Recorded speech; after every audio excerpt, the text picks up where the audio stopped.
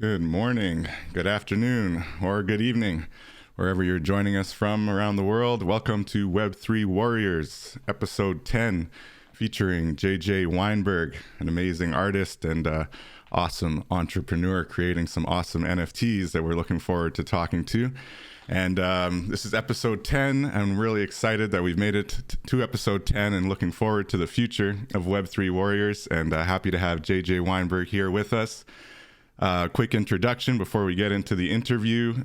This is Web3 Warriors. I am David Krome, go by Krome in the metaverse, and this podcast is focused on helping to show creators really the potential in the Web3 space and what we see as a new revolutionary layer of the creator economy, and really helping people create a new way, a new path for themselves. You've all heard the term struggling artist.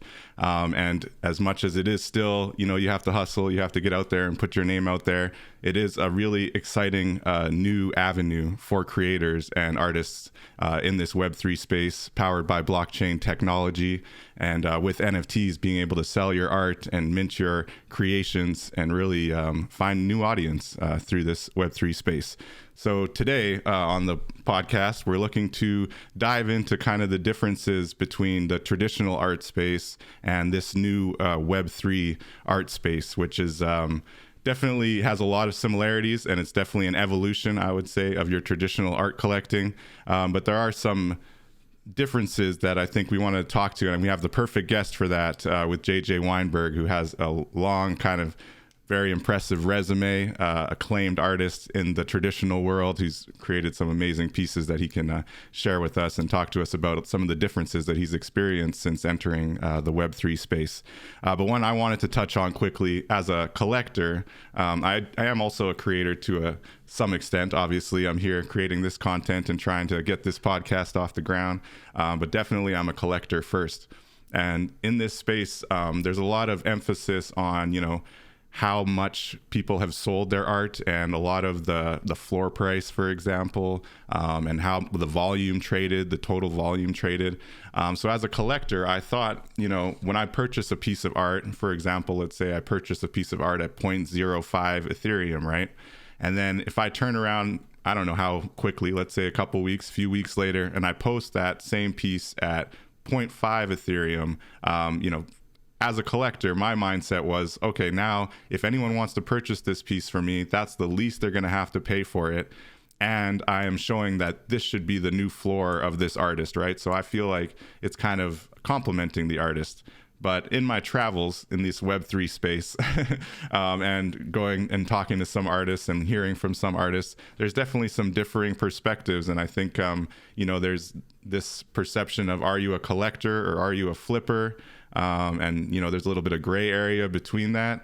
And I feel like I didn't want to step on toes, and I felt like I actually offended someone just by posting their piece for sale, even though it was 10 times or more pricey than what I had purchased it for, thinking that just shows this is what I think their art is worth. And I thought it was a compliment. So I learned that, some artists perceive it differently. And I know in the traditional world, right, when you buy a piece of art, you're going to put it up on your wall, and you're probably going to keep it for a few years or however long, maybe forever. You have no plans to ever sell it, kind of thing.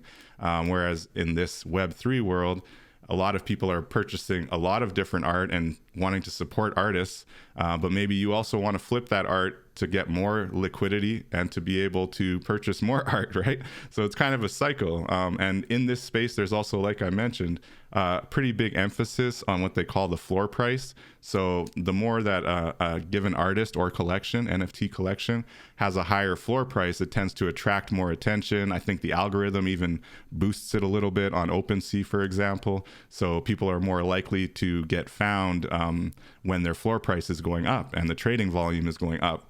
So in that sense, I thought that also helps the artist. But it's a differing of opinions, and it's just been an interesting thing to kind of speak to artists about and to look at from a perspective of, clearly this is a different avenue for art collection, and I don't think that the same rules apply that did apply in the traditional world.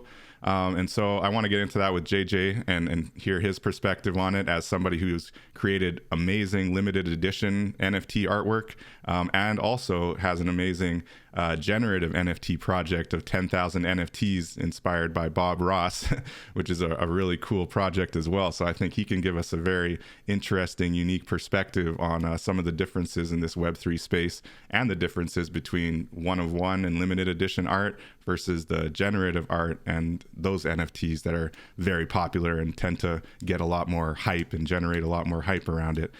So without further ado, maybe I'll leave that with everybody who's joined us here. I want to thank anybody who's joined us in the Twitch chat as well. Please do share this with your friends, get more people in here, because we're going to have an NFT giveaway at the end of the episode. JJ has been kind enough to offer a little contest for people to engage on Twitter and to join the conversation for a chance to win a Happy Little Hairdo NFT. And we'll let him speak to that a little bit more further in the episode. But please, anybody who has questions, if you're in the chat, feel free to ask your questions in the chat and we'll include it in the conversation. And thanks again, everyone, for joining us. And thank you, JJ, for joining us this morning. How are you doing, sir? Please just share a little bit about your background and your journey to Web3, if you don't mind. Yeah, thanks for having me. Liked everything you were saying. In spite of me looking around, I'm looking at my dog. He's You not had to feeling real chase your well dog. right now, so he's just not feeling well. So I'm watching him and looking around, and I was looking for something because I knew you were going to ask me about my journey into the Web3 space and how I landed here. And you talked about the struggling artist, and this is literally how I got here. It was a combination of this. I'm in my studio right now, so I'm an artist. I've been an artist since I was 10-year-old boy. That's part of my Bob Ross inspiration in the collection and the whole nine there. Nice. Because obviously everybody probably knows Bob Ross on the freaking planet. But as a 10-year-old, I tried to paint along with Bob, and I knew that I was going to go to art school from the time I was 10 years old, and that's exactly what I did. But anyway, the more immediate proximity to the Web3 space has to do with this little Vincent van Gogh here that is a mascot. He's basically the poster child of the starving artist, right? And then this was what I was Right. looking for earlier.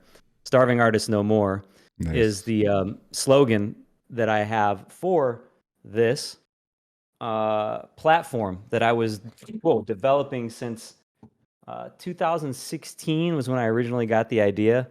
2017, I raised some money through, startup kind of money, and tried to start building this platform called Artunity.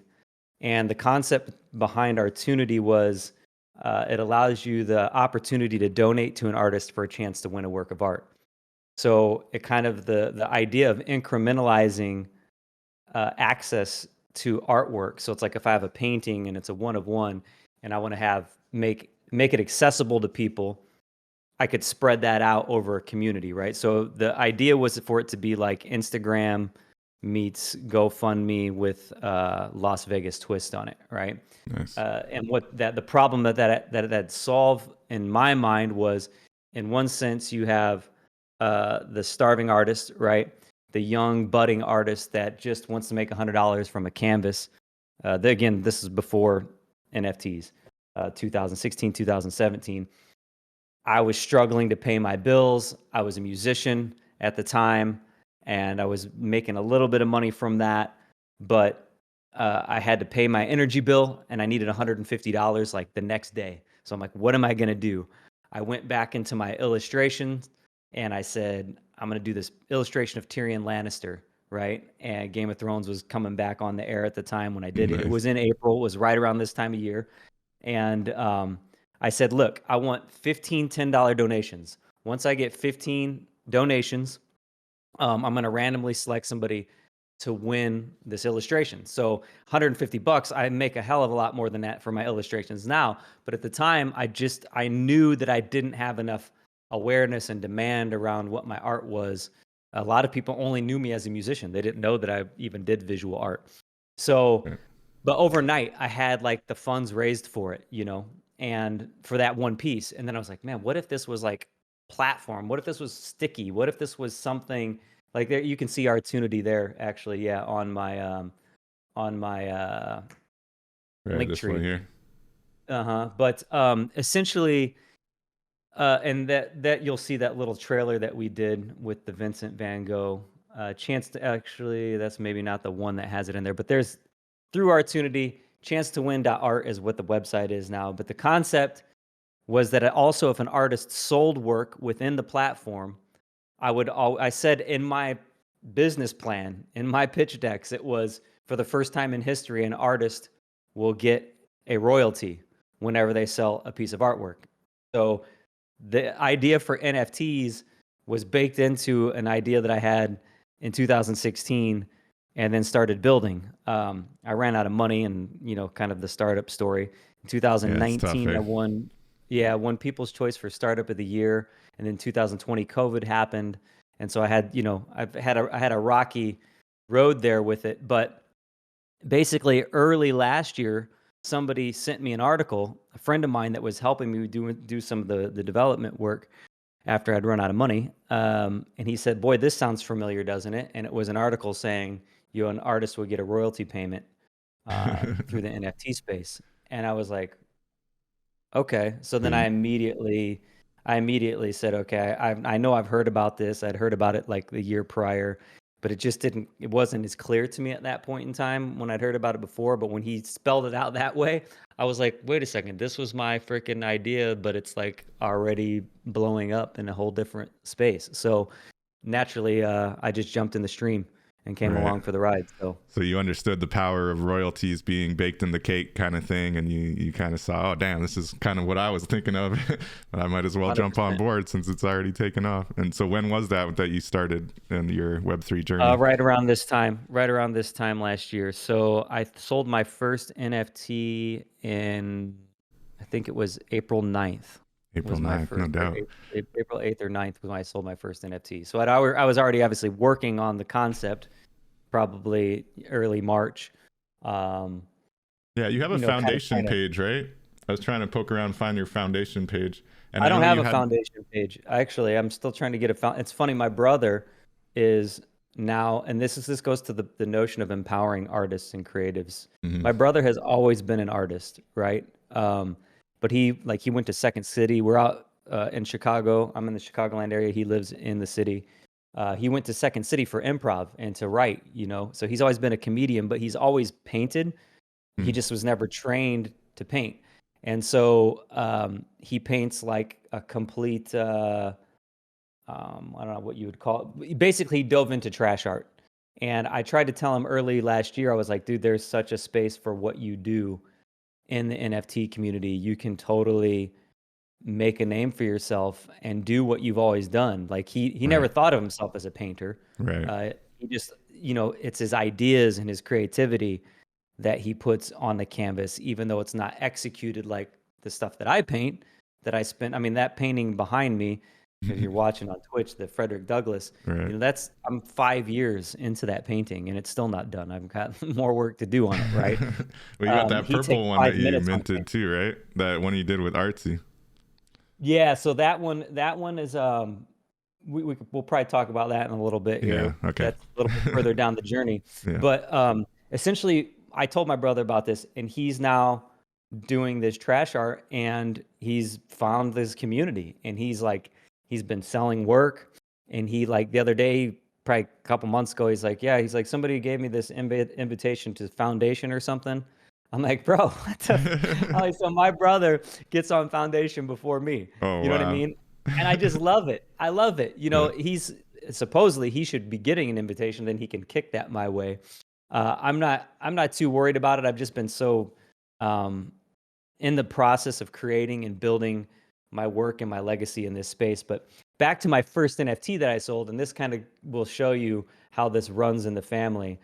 At the very beginning of this whole thing, my goal has always been to examine the space itself. What does it mean, right? So many people, I understood it, but so many people give that whole, it's not even real. Um, it's not tangible. Why would Right. you pay money for this, or that? Hmm. So the first NFT that I sold, when I would just, I don't know why it even came to me, but I was sitting there thinking NFT, and I started thinking of acronyms. I wasn't trying to think of acronyms; they just started coming to my crazy brain. And the thing that I heard was non-feelable tickle, and so I was like, non-feelable tickle. Okay, that's good. What's a non-feelable tickle? So I created this series of videos. It's really one video that there's a limited edition of 10 non-feelable tickles, and all of them have a QR code that points to the original, which is the source, which was the first video that I shot before I started doing these overlays. So it's kind of like this inception meta examination of the metaverse itself that says, what is a non-feelable tickle? And I said, well, if I could sell 10 of these things, right?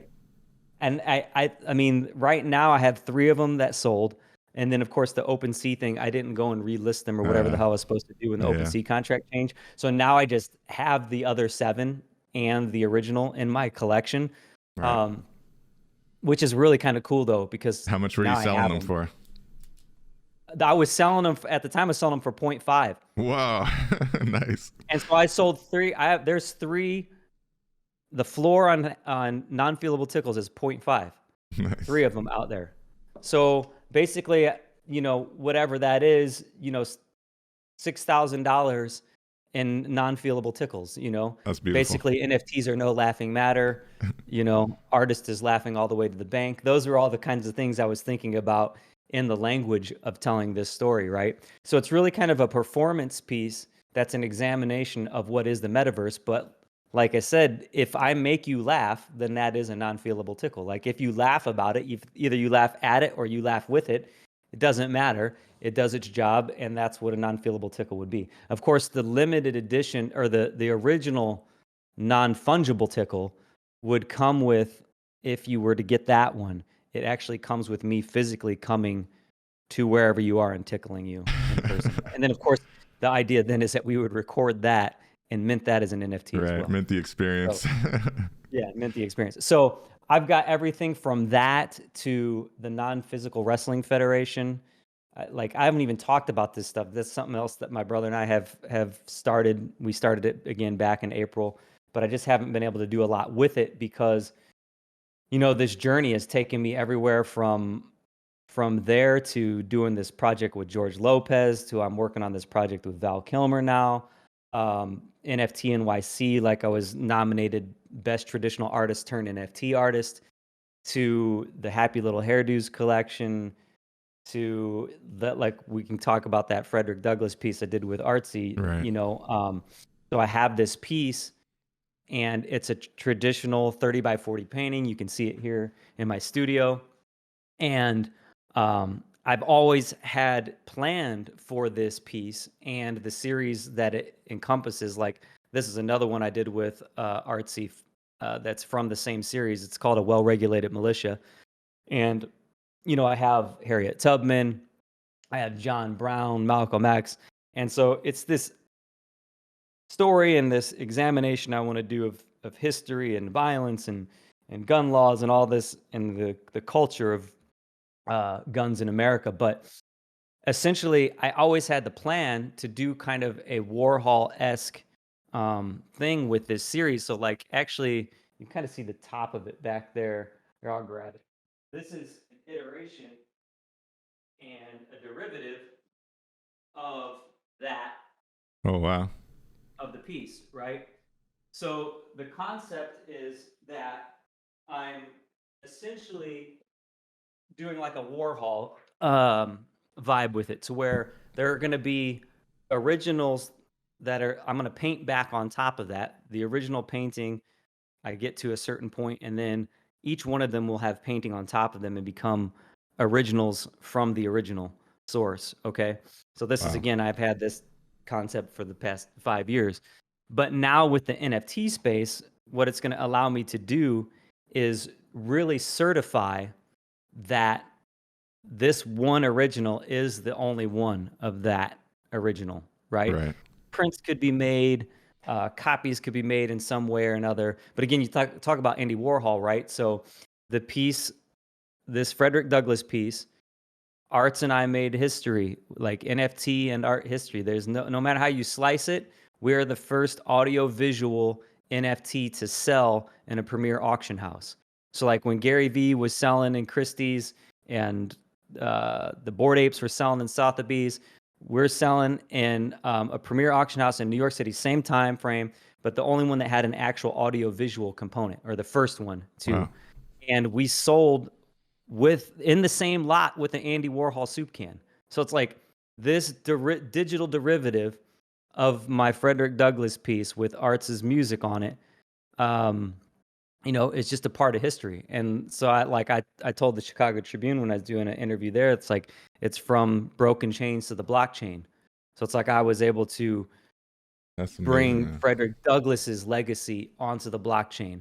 And so that's a super humbling and amazing experience. But so the digital derivatives are just a whole nother thing. And yeah, you can see it. That one is on known origin. So the concept behind that too, we released it on Juneteenth. Right. So there were 19 in the edition.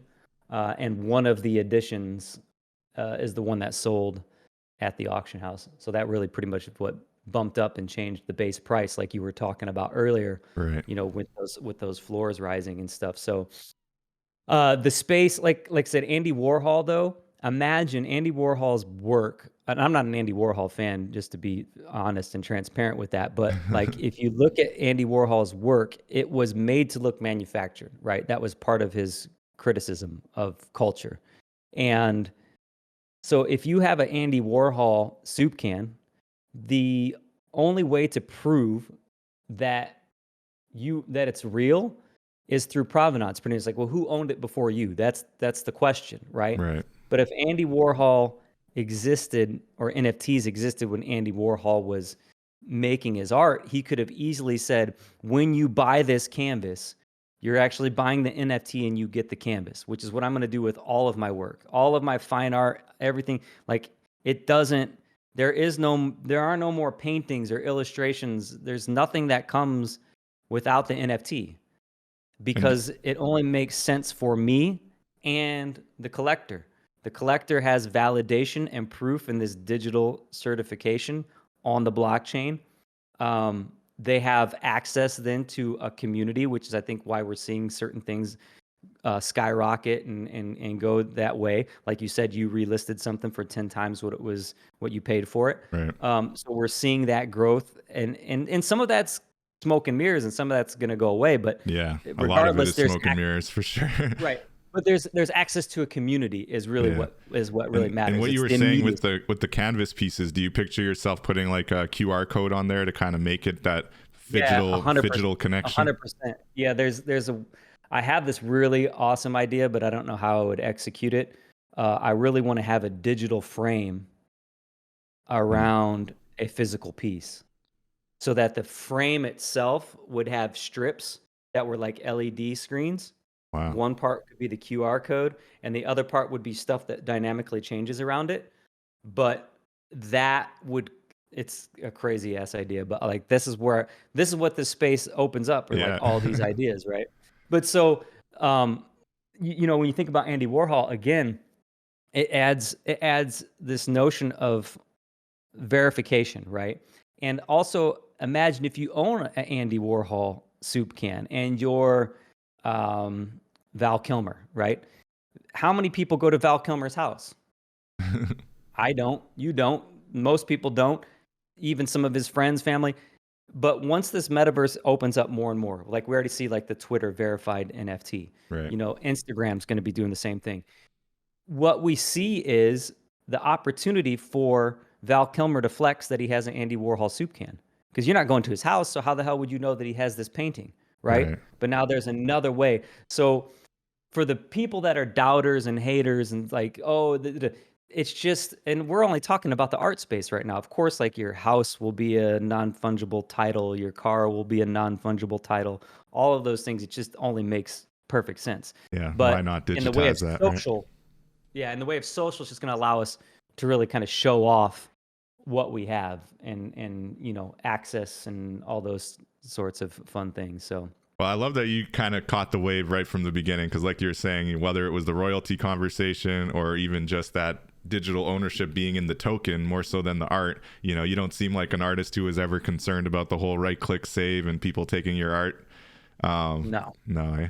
So on I that mean, point, it's just because it's like there's so much more that's baked into it. Like I said, access. Like, can this access a certain part of the metaverse? Can this access certain you know uh, merchandise? Whatever it is, it's like it's a key. Is really what it is. It's just a key.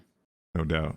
You see the value of that token, of that key. And like I've been saying, you can connect it to services. You can connect it to all kinds of real world tangible items, as you were mentioning as well.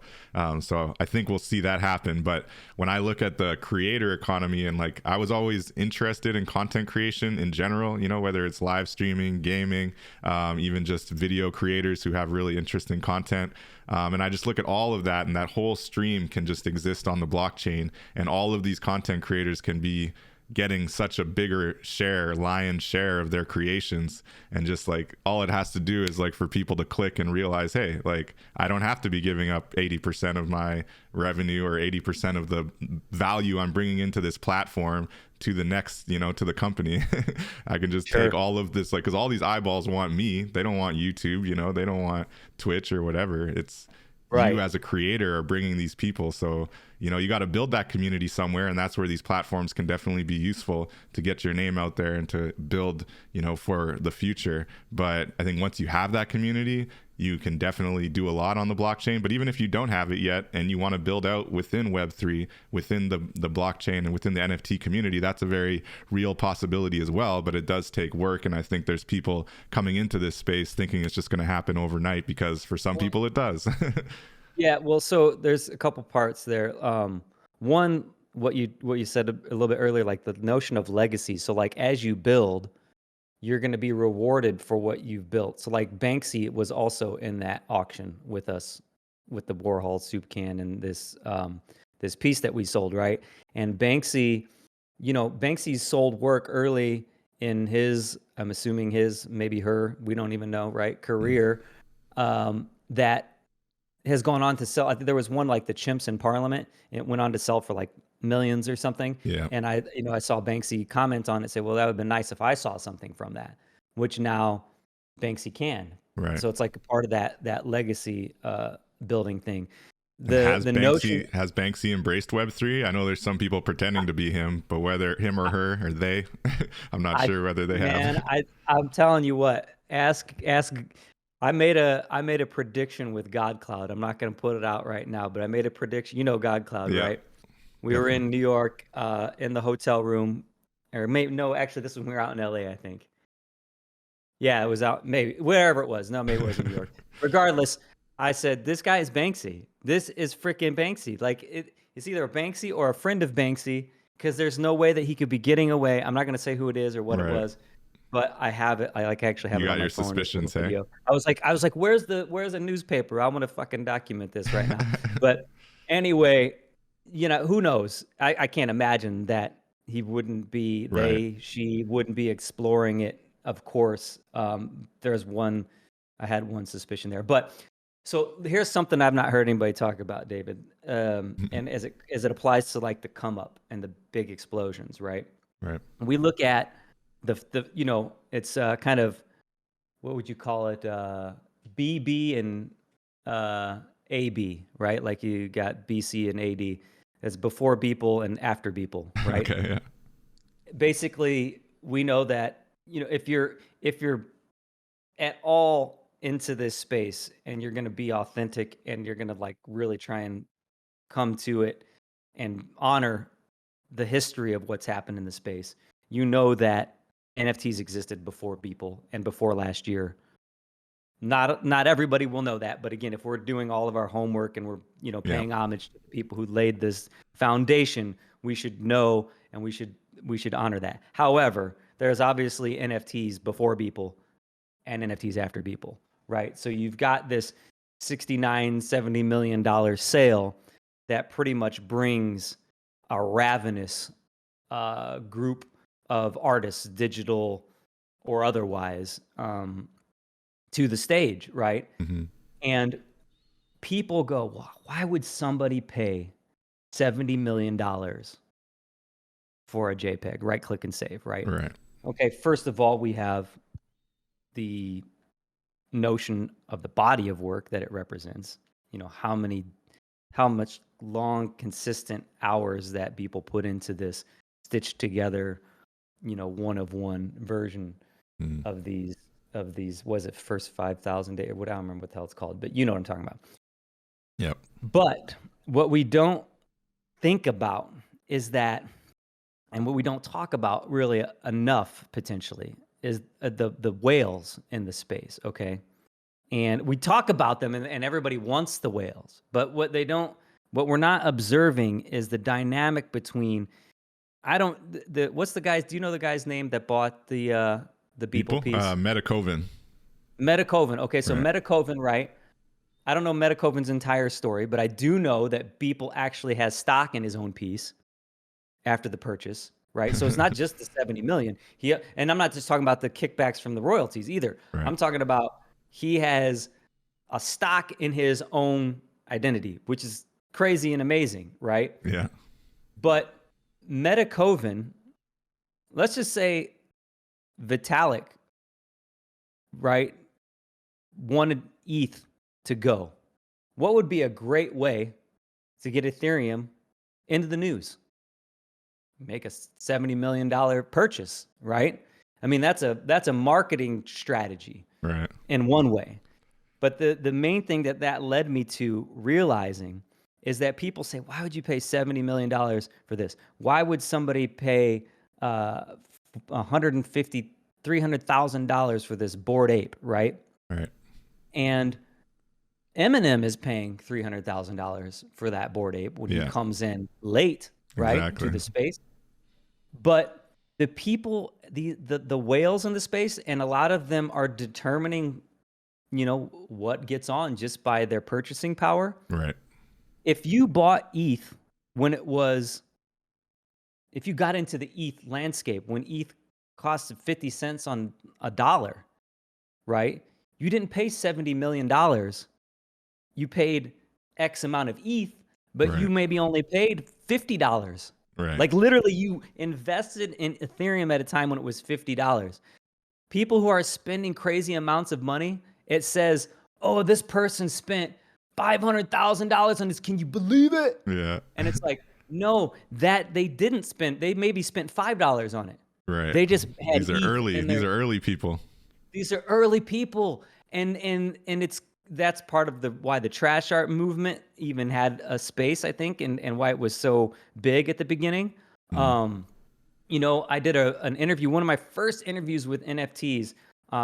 Eric Rhodes is his name, Second Realm. If you're not familiar with him, you should check him out and follow him. The reason why I found him is because I was looking at I wanted to see what Gary V was saying about NFTs after I got in early last year. And I saw Gary, the first interview I saw with him was on Eric's podcast. Eric is a trash artist. He's been in the space before Beeple, so he's a BB person, right? Nice. And so I hit him up afterwards, and he's like, "Hey, dude, you should come on." So like, I did an interview with him real early on as well. But like, what was his show called, sir? It's called Second Realm. Second Realm, cool. Yeah, he has what the heck's it? Unofficial Punks. So he did a CryptoPunk collection that he did again. Super was it early those 0x? Is it a 0x punk or? Yeah, it's like, I mean, this is like it's a derivative of punks before Bored Apes even launched. Oh, okay, you know what I'm saying? Wow, that's cool. Like he was already doing that. You know what I mean? Which brings me right to like my collection, the Happy Little Hairdos. I've had actually, you probably can't see it. I did this illustration of Bob Ross. Sorry if we're being tangential, but I did this illustration of Bob Ross in 2014. Okay. Nice. And I had the concept of making a coffee table art parody book called Happy Little Hairdos. So I did the original illustration, and what I wanted to do was actually, put different hairstyles on them, make him bald, give him an afro, give him cornrows, all these things. And when I got that idea, I was like, oh, this would be fun, but I'm, trying to pay the bills, and I knew it was going to be a while before I would see anything from that. I'm gonna have to find a book publisher. I'm gonna have to do all of these different things. I was thinking about doing it as a Kickstarter at the time, because I'd used Kickstarter for my band, and of course the whole process with Artunity. I knew like these were feasible things, but it sat on the back burner forever. And then I was there day and date when Bored Apes launched, and when people were like, I don't even know what this is. And I was like, man, I wish I had some ETH, because I would buy a couple of these things, but I just wasn't ETH rich. Right. I didn't have any ETH in my wallet. I mean, I'd sold the non-feelable tickles. I had sold, I think, a couple of other NFTs, but I'd cashed it out to pay my bills. I mean, like, this is just, I'm an art, like, That's I the don't real punch life, a clock yeah. for anybody. No doubt. I'm just an artist, and it's like, I got to pay my bills, right?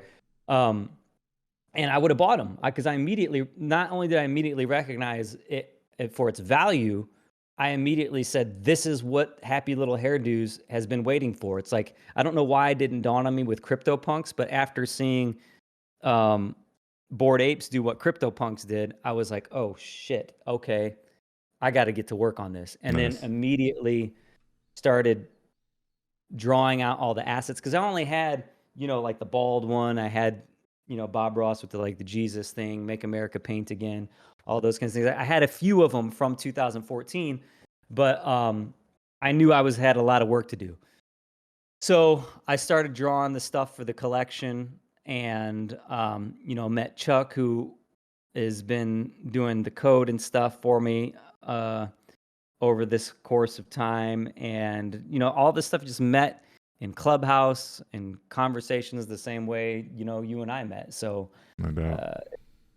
it's just crazy. It's a crazy thing. But so with that, that's how, you were able to have that journey, doing some one-of-ones, doing some of these limited art pieces, and then realizing the potential in the generative space with your Bob Ross vision that you already had going back to 2014.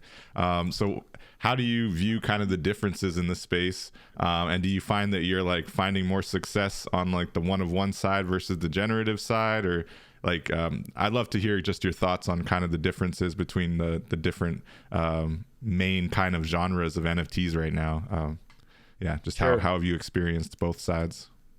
I think the challenge with my Happy Little Hairdos project is when you see it on the surface, it just looks like an because I took so much care of meticulously crafting these things, and they're hand done. They're not computer generated, so they're not like, and it's not to knock on any of the like 3D computer generated stuff. In fact, I did a project, helped these kids with my friend Benny. We did the art for it's called Dream Crazy Jits. EVAC is their movement, and it's all about their challenges coming up with race relations. And they're in Florida. And so we did 3D art for that. It was just like the answer to it. But like this, because everything had to match this essentially one-of-one illustration that I have since 2014 that I did in colored pencil on paper, because it had to match that, I had to make sure all of my assets were up to that caliber. And it's not just a simple vector single line art. So one of the challenges, I think, is that if you look at a Happy Little Hairdo, you won't know that it's generative. It just doesn't look like anything that's in the generative space, really, period. The other challenge I have is kind of comes along with the Bob Ross brand. Last year, right around when I was working on the assets, I saw this placeholder come up on Netflix for a documentary that was coming out in the summer, and it's called Happy Accidents, Betrayal, and Greed. And I didn't know anything about this story. My plan originally was to reach out to Bob Ross Inc., do things in the best way, even though it's a parody collection, and by parody law, I have every right to just do whatever I want with it. I wanted to reach out to Bob Ross family, Steve Ross, the whole thing, and say like, man, NFTs are this amazing technology. What if we even made some of Bob's paint, like kind of guide them through the process, kind of be like an NFT consultant. Say, what if we got even the episodes. There's 403 episodes of the Joy of Painting. What if we brought those onto the blockchain and you could own an episode of the Joy of Painting? Like, that would be insane, right? I don't know. And so I was thinking about all that, but then I come to find out through this documentary and doing some research after seeing that it was going to be coming out, that they basically, Bob Ross's ex-business partners completely took advantage of him and the family, and they stole the brand. So pretty much anything that you see that says Bob Ross on it is even here on Twitch they have a Bob Ross channel, and it all goes to the Bob Ross Inc. I saw that, and I was actually inspired by your project to watch that documentary, and it's definitely a little bit sad, but I recommend everybody watch that Netflix documentary. It's very eye-opening, and it's pretty interesting. A lot of life lessons there too, I think. 100%. And it's like, again, I brought Bob Ross onto the blockchain. Like, just it. Word. Now there's Funko Pop did a Bob Ross NFT, I think a few months after I had done mine. And if you go on Twitter and you see the Funko Pop tweet about it, you'll see if there's 100 comments, 99 of them are shame on you, Funko Pop, for doing this, right? Wow. And so it's like, people are aware, and that's one of the things that I want this project to do. But imagine, again, look at what the blockchain does. We would be able to trace that. We'd be able to see that. We'd be able to see, what this means. Like, I have one of the pieces. I think one of yours that you won the one on that we did with Mig's Eye, right? Yeah, man, it's amazing. Yeah, so you have. I got it right here. So quit my bob.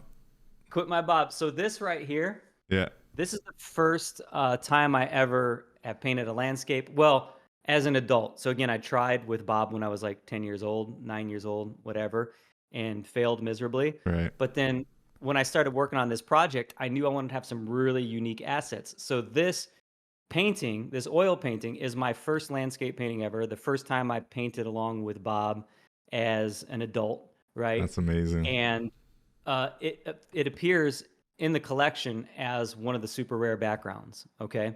Nice. Now, this painting, though, I'm going to make at some point. I'm just waiting. I'm waiting for the opportunity to be right. I need the kind of attention for the project that I know that it can get and it deserves. Right. I'm going to mint this as a 1-of-1 NFT.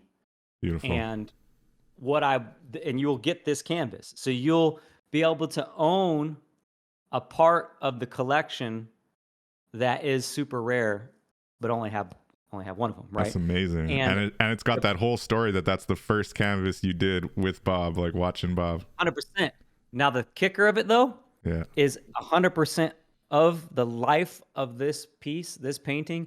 I want the proceeds to go to Steve Ross, right, or a charity or something of his choosing. I've been having issues trying to get in touch with him. I think he's jaded about the whole experience, and in some ways he might not want it. So if not, I've got plans on something I can do with the proceeds. Like, for instance, my friend Devin has been helping a lot with getting some orchestration of social media and marketing and stuff that we're doing and special projects. And one thing that we're going to be doing here in the near future is I'm going to be going to Lurie's Children's Hospital in Chicago. They're one of the biggest children's hospitals for cancer, children with cancer in the nation. And I'm going to be going dressed up as Bob. I got my fro. Like, you've probably seen me in Bob you're rocking that in New York. my fro. Nice. You know, I've got the whole thing. Yeah, in New York, you saw me with it. Actually, my pin tweet, Jay Got Game, JAYGOTJAME. You can follow me on Twitter there if you're watching this. I think my pin tweet there is me in Times Square as Bob Ross. But I'm going to be going in with the kids, and Bob would always have these affirmations. And actually, Devin posts one a day on the Happy Little Hairdos Twitter. That's Happy Little Hair.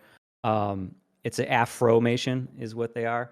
And Bob would always have these little quips. And one of the things that he would say, because he's almost like a spiritual guru at the same time as being this painting person, right? But I think the other thing is that he made painting seem simple and accessible, and he made being an artist feel accessible. I just said this in the Val Kilmer Twitter space yesterday.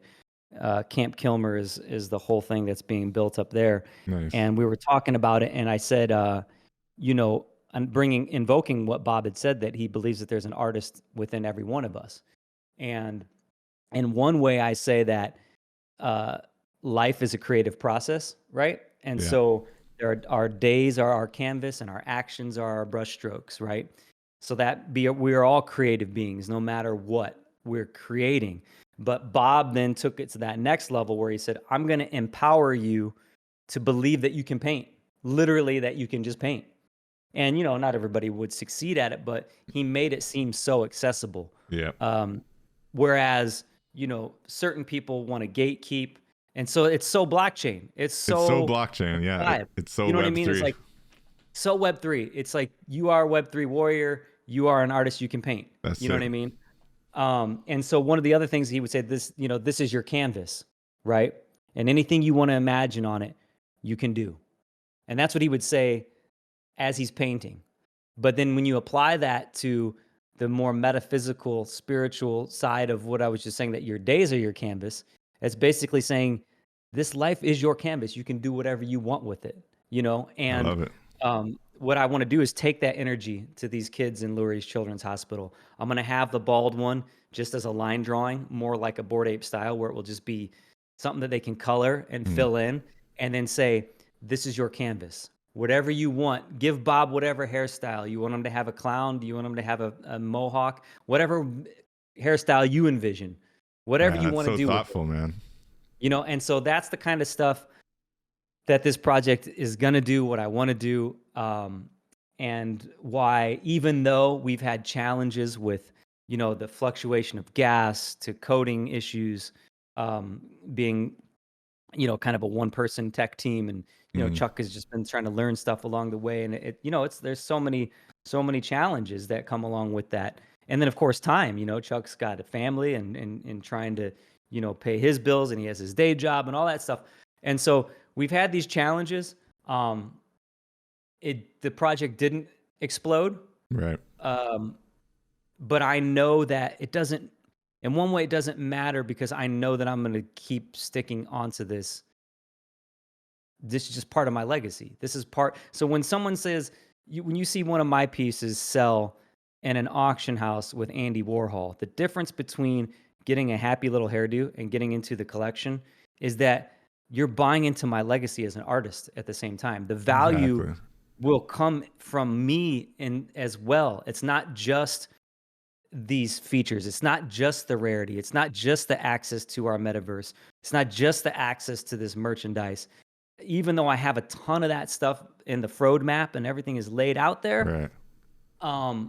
The other aspect of it is, like, if I succeed, if I do this project with Val Kilmer, when I do this project with George Lopez, and when I get verified on OpenSea, those things, I'm not saying that to brag, I'm saying that matters to the people who are buying into this. You're buying into my legacy as an artist. Exactly.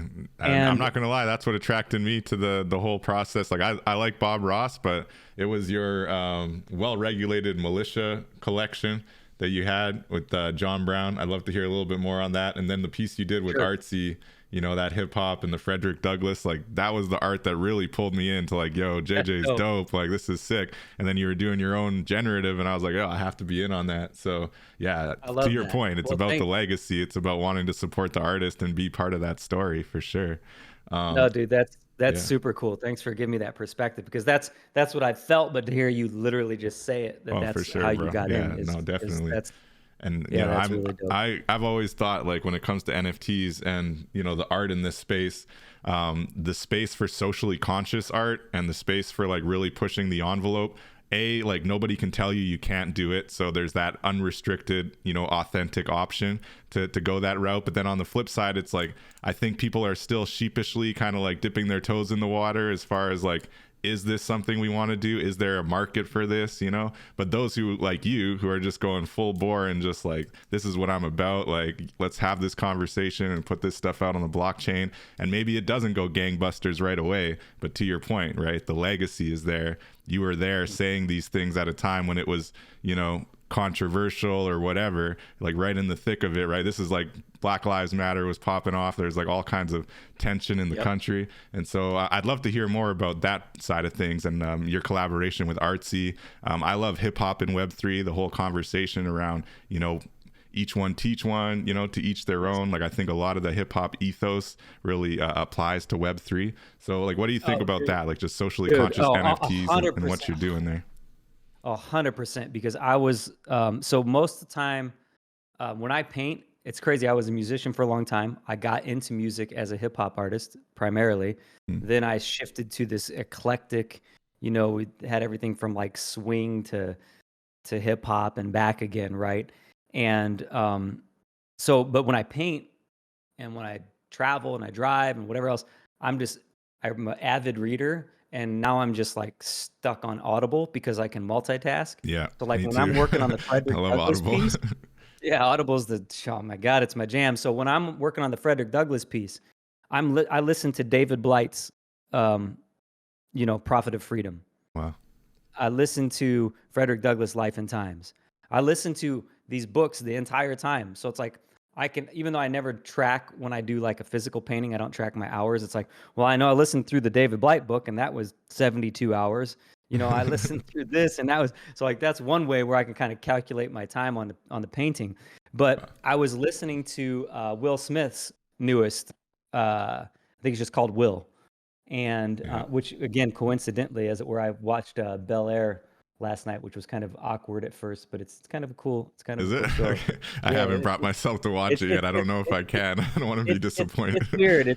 It's kind of weird. I don't know how I feel about it 100%. But anyway, his book was phenomenal, and you know, Will always caught, and he talks about it. Like, of course, the kind of heat that he caught as being this, you know, corny.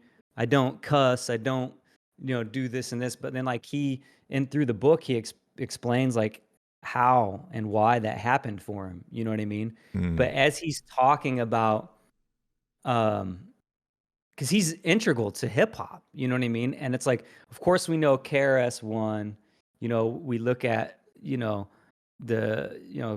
Grandmaster Flash. We look at all of those like, okay, those are the OGs. That's the old school. That's this one. But like Will Smith was absolutely instrumental, no matter how you slice it, into hip hop becoming what it was and That's is. So true, you know actually. what I mean? The good and the bad. Yeah, you know what I mean?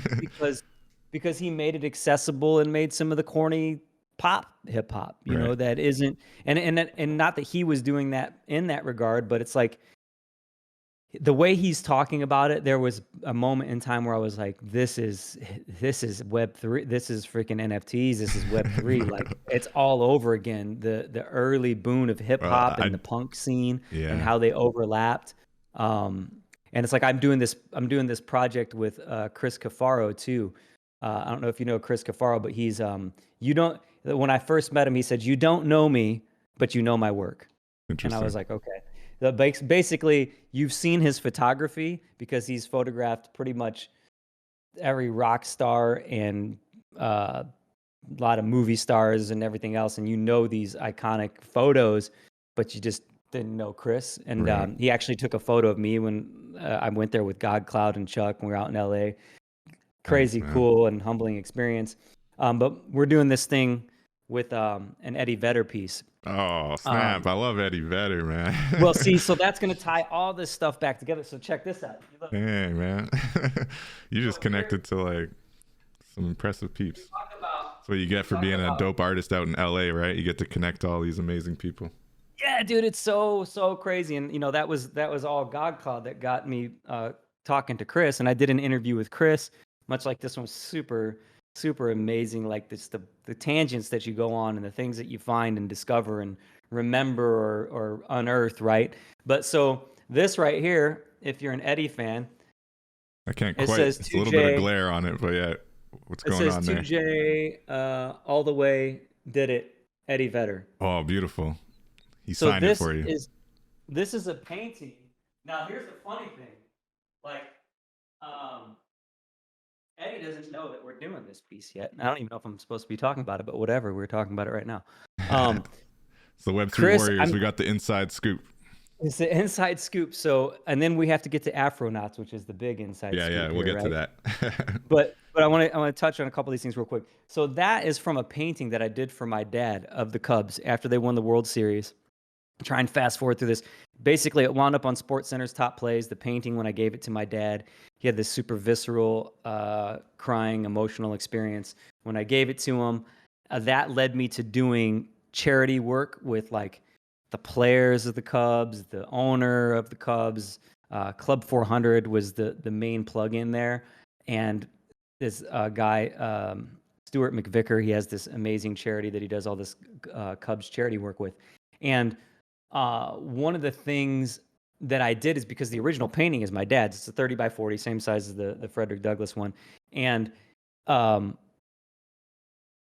I was selling prints like crazy. That was when I really, in the physical world, 2016, late 2016, 2017. I didn't have any intention of selling prints of that piece, but like my girlfriend was like, why don't you post it on Facebook garage sale, see if somebody wants a print. And I'm like, So I did. There were like 555 comments. Oh, I wow. want one. I need two. I need five. Nice. So anyway, this whole thing happened, and I was doing a print signing in South Bend, Notre Dame, Northwest Indiana up here, and it was kind of a bust. I couldn't promote the way I wanted to at the place I was doing it at. And while I was there, I was like, I believe in the stream and this serendipity and all these connections. I'm like, there's got to be another reason why I'm here. And then I was scrolling on Instagram, and because of my location, it pulled up this post about the South Bend Cubs, which is one of their farm teams, doing the polar plunge. And it was like the next weekend, right? And it's for Special Olympics. And I'm like, that's it. This is what it is. So because I already had all of this steam rolling from the exposure of the piece on SportsCenter and people buying, and I had like the press already queued up for it and everything, I was able to do a print signing one night. And I said, so this is here. I ended up becoming the highest individual fundraiser from one night of selling prints. Nice. I just donated everything. And I said, whoever buys a print will get a print. And I'm also going to do everyone who gets one, it's going to get a chance to win a 30 by 40 limited edition print that I have, right? And so the piece is called Field of Dreams. And we kind of went backwards a little bit. We'll come back to the hip hop and this series and stuff.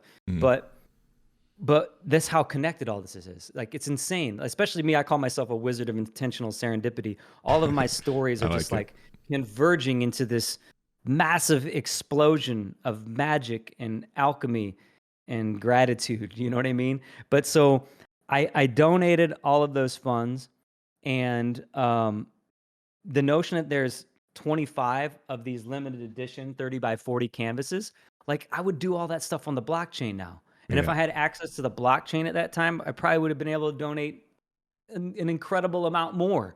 You know what I mean? And now it's like, so here's one last thing on this. It's got so much art. Sorry, I'm gonna show you. I'm just showing you. Like, dude, I had this from last year, April of last year. I've had this, and this is not the one. I've had this since April of last year. And when you see it, you're going to see the explosion of Phygital and what NFTs can do. Back to the Eddie Vedder thing, basically what it was, Ron Santo Jr. is friends with Eddie Vedder. I gave him some prints of mine, and he's like, send out an extra one. I'm going to sign it and send it back to you. This thing I'm doing with Chris, he doesn't even know that I know Chris. It's just crazy. But there's this photo of Eddie that Chris took, and I'm going to be doing an original piece from that. We're going to do it as an NFT. You're going to draw it?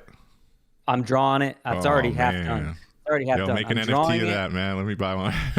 Listen, we're drawing it. We're going to do it as a NFT of the time lapse and the piece, and then the original piece will come along with the NFT when you buy it. Sick, man. That'll be a one-on-one. That's sick. But so I love Eddie's poetry, man. I've been a long time Eddie Vedder fan for sure.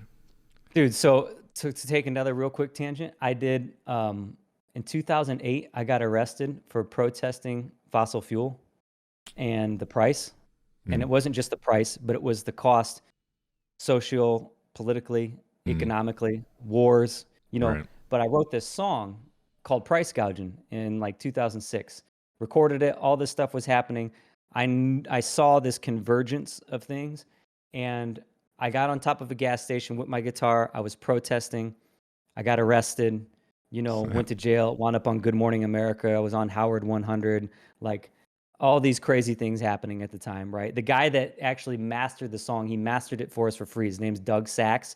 He's a Grammy award-winning, actually, they gave him a special award for, he mastered everything from Pink Floyd's Dark Side of the Moon Oh my to goodness. Dixie Chicks. And I was on the phone with him when he was doing the mastering on it. And he just said, sounds like you got a hit record on your hand to me, my friend. What happened? I don't know, but I just do know that I rode a bicycle from Chicago, basically, to Washington, D.C. that Trek donated to me. I wasn't a cyclist. I just wanted to prove the point of what I was saying with the song and my vision as an artist. I have all this stuff documented. I want to make a documentary for it at some That's point in awesome, time. man. That could just be a whole NFT collection, that whole Dude, situation. I'm telling you. So I got arrested. I got photos from the whole thing. It's just this crazy thing. And now, of course, look at where we're at now. Now, cost of gas is more expensive now than it even was then. It's like the highest it's ever been, right? And the cost to society is higher than ever too. Exactly. It's the cost. There's a deeper cost, and that's what the song does. At first, it sounds like it's this tongue-in-cheek kind of novelty song, but if you listen to the layers underneath of what I'm saying, it's like, oh shit, he's saying a little something more. It's like Shakespearean in that way. You write to the cheap seats and you write to the highbrow at the same time. But I ride the bike on the road to DC. I listened. I had the first iPhone. That was the first ever iPhone came out. I had the iPhone. I didn't have a map. I didn't know what the hell I was doing. I would just ride from place to place until I finally got there. And I had two things playing. Even though I love hip hop, I love music in general, I only had two things playing. One was Cat Stevens, which is this signed album back there. My brother got that for me for my birthday one year, that Monobone Jackin'. So one was that, and the other was Eddie Vedder's, the soundtrack from Into the Wild. Yeah, I remember that one. That was good. That was a chill soundtrack. Bro, I mean, but imagine, you've seen the film, right? Yeah. So I have. Art imitates life, or does life imitate art? This is where I've been caught in a conundrum of the metaverse, of the Maya, of the illusion and serendipity and all these weird connections just like my whole life, because I've tried to, I don't take hallucinogenics, but my life is like some crazy trip. You know what I mean? So imagine that you see these things in the film of him being out in the wilderness, but I'm listening to that song while I'm on a bicycle that I'm like carrying on my back because I can't pedal because it's too steep, and I'm screaming. It's like you see the car commercials and the winding roads. I'm in the mountains of Pennsylvania and I'm like, what the fuck am I doing? And there's nobody to hear me.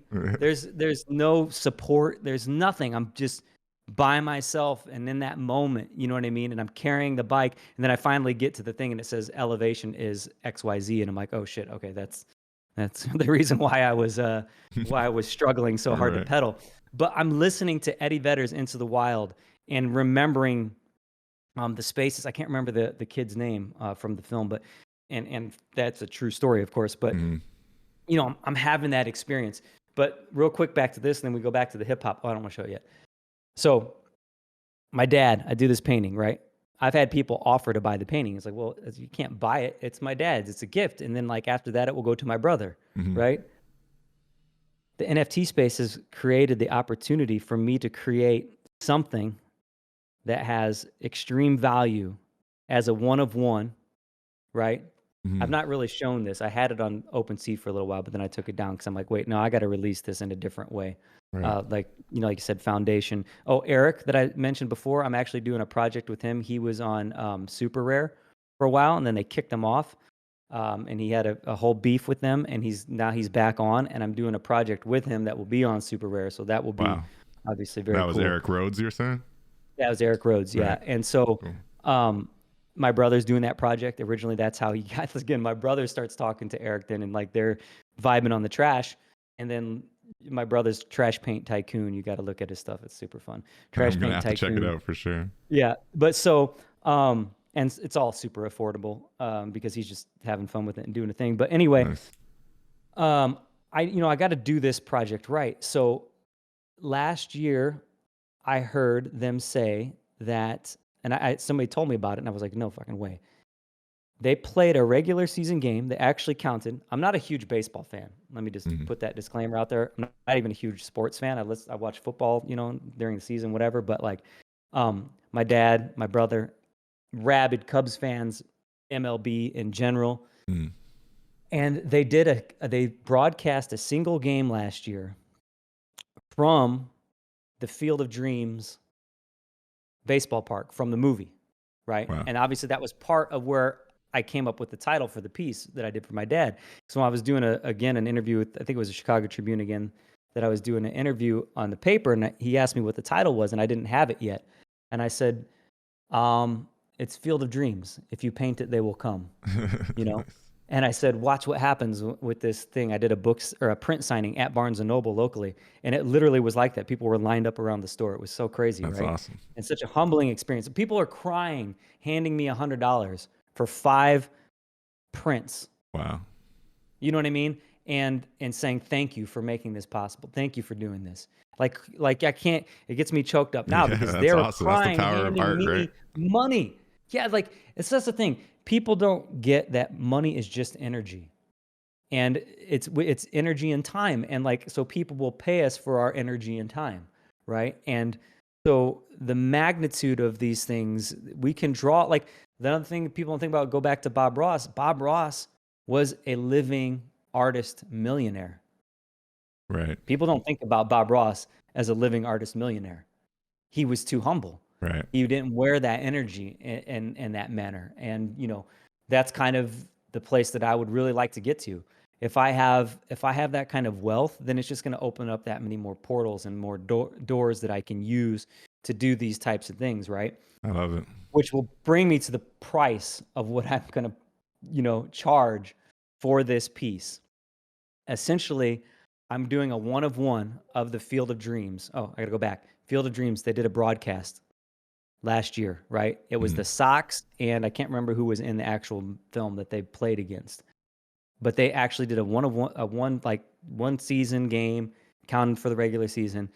This year, they're doing one more game from the Field of Dreams Park, and it's the Cubs. And I'm like, wow. Bro, come on. There's just no freaking way, right? So naturally, I'm going to try and get back to the contacts at, the Cubs. The Cubs. Well, I mean, one of my friends is literally best friends with Tom Ricketts, who owns the Cubs. Like, wow. My friend Larry is best friends with Tom Ricketts. I haven't talked to him in a while. I'm going to talk to him about it. Sports Center, all of it just lines up too perfectly, right? Yeah. So I have a 1-of-1 NFT. This is where it gets super fidgetal. You ready for this? Yeah. This is my painting. Oh, wow. That's the Cubs painting. It's not going to come up super clear, but it's in this 3D cube, right? Heck. So this is metaverse of my painting in one of the, we've seen these like. So we're seeing a 3D cube for anyone on audio, a 3D cube of his Cubs painting. That looks really awesome. It's like in glass. How do they do that? It's in this crystal. And wow. It's got a base. So here's what it does. It's got a base, and then on the base, it's almost like a trophy. So it's got a base that lights up. From the bottom, it will light up. And then on the base itself, it says Field of Dreams. It has my my little logo for my fine art, JJW. Field of Dreams, NFT original, digital original, 1-of-1. And it has a QR code that will point back to its NFT on the base of the trophy plaque. So it has the trophy plaque, the light that it lights up on, and then you'll have this. That's like next level phygital right there. That's next level phygital. You know what else I'm going to do? I'm including not exclusive rights because I want to still be able to use the video, but I'm including rights to the video of my dad that wound up on SportsCenter's top plays. So if Tom Ricketts himself wants to buy it, Hmm. $108,000 is what the price is going to be for this Wow. piece. So how many Ethereum is that? I don't know. I was originally going to put it at 108 Ethereum, but then that would be an insane amount of money. That's a lot. Yeah, maybe 10.8 maybe. Well, the reason why it has to be 108,000 though is there was 108 years that the Cubs. That's why I wanted the price to originally just be 108 Ethereum, so it would show 108. Right. Because there's a significance, a massive significance in the number, for the obviously for the Cubs and the whole thing. But 108,000 is what it's going to be. But it will come with. So if you needed, if someone wanted to use it, if Tom wanted to use it for commercials for the Cubs or whatever else, you would have it. I mean, I want to be able to use it for my own story. But if you go see the video, that's also on my link tree that you had up earlier. I think the video. Yeah, for sure. I did watch your video before. I was very kind of emotional. It's pretty awesome that your dad, like, that's the power of art there, you know, that your dad was so impacted by that piece. Sure. Yeah, that's awesome. And so when you're saying the 108, it was 108 years that the Cubs went without a championship? Without a championship. Yep. Yeah. So 108, that's what it is. That's what it's going to be. I put 108 hours into the piece. Like, all of those things are just, they matter. And so that's what it's going to be. That's amazing. But back to, we got two things that we got to talk about for sure. Afronauts yeah. and hip hop. I have a lot more that I could ask you about, but yeah, let's look at the generative NFTs and your new launch coming out, which is Oh yeah, you can see some of the stuff I've collected. I see that you got my OpenSea. If you don't know the crypto jeweler, man, I found him early. Yeah, I know the crypto jeweler. I'm a big fan. Yeah, I found him early in his process. Ani, all these people, man. I've bought from artists. I believe in that concept too. It's funny that you brought it up because I don't ever talk about it. You know what I mean? But then I looked over and saw that it was pulled up my OpenSea. Yeah, I think collecting is cool. You know, it's like, and I just wanted to see all the different collections you have too, because you've started quite a few just on your own, just like creative things you're putting together. Right. Well, you want to do Afronauts? Or you want to finish the hip hop and well-regulated militia? Which one should we do? Save Afronauts I think you for last? spoke on the power of hip hop in the space, in the Web3 space, right? And just hitting on the socially conscious, being part of, change essentially. And I think you've put your money where your mouth is on that. But I mean, hip hop, when it comes to Web3, it's everything as far as I'm concerned, because it just shows the power of the hustle. You can't knock the hustle. You get out there, you sell your art. It's direct, peer to peer. You will find buyers. Wow. So it's going to be obviously big again, 30 by 40. That John Brown? This is just the start. Nice. You can see the more elaborate sketch. Wow. I think on my Instagram, J Weinberg Instagram too, thrown it. But this is just the beginning. I haven't really put a lot of time into this one yet, so you'll see this one progress. Thanks for sharing. That's awesome. You gonna make that into a 101? Said you were a John Brown fan, so I wanted to make sure and show you that. I love it. But yeah, so we go back to some of the challenges that we've had with the Happy Little Hairdos collection. Right. When we got to a point, well, I mean, there's been stuff as simple as the mint button not working. You know what I mean? Right. And when the mint button doesn't work, nobody can mint. And then on top of that, I don't know until I know. And then I don't know how many people I've missed in the interim, right? And I don't know what kind of discussion happens, word of mouth and that kind of thing. So like we have challenges. We've had challenges with that. Certain dates we've missed and everything else. But then the other challenges, like I said, I spoke on the notion that I don't put the Bob Ross signature on this thing. So as far as the branding goes, if you don't know that this is a Bob Ross thing and you see the Steve Jobs, the Steve Bob's NFT token, you might just think it's an illustration of Steve Jobs. And be like, oh, somebody made an illustration of Steve Jobs. That's funny, but I don't know why or what it is. But when you realize that it's like literally Bob Ross, because it's the exact same face, but we're just seeing him through the lens of what our hairstyle and our glasses and our wardrobe choices mean, and how those literally kind of make us into the person. That's the criticism of the notion of him having to have this afro his whole life, right? Right. After he became famous, it became his brand. Yeah. But for me, because I'm taking the parody route and I can't stamp Bob Ross on everything because I want to try and, bring back to the legacy and the family in the best way possible. I can't throw that out there. So there's a marketing challenge and a branding challenge, Mhm. right? Because people's awareness is like, it's not, you're not always there Right. for this conversation. We're going on an hour and a half, right? They can't necessarily look that long or listen that long. So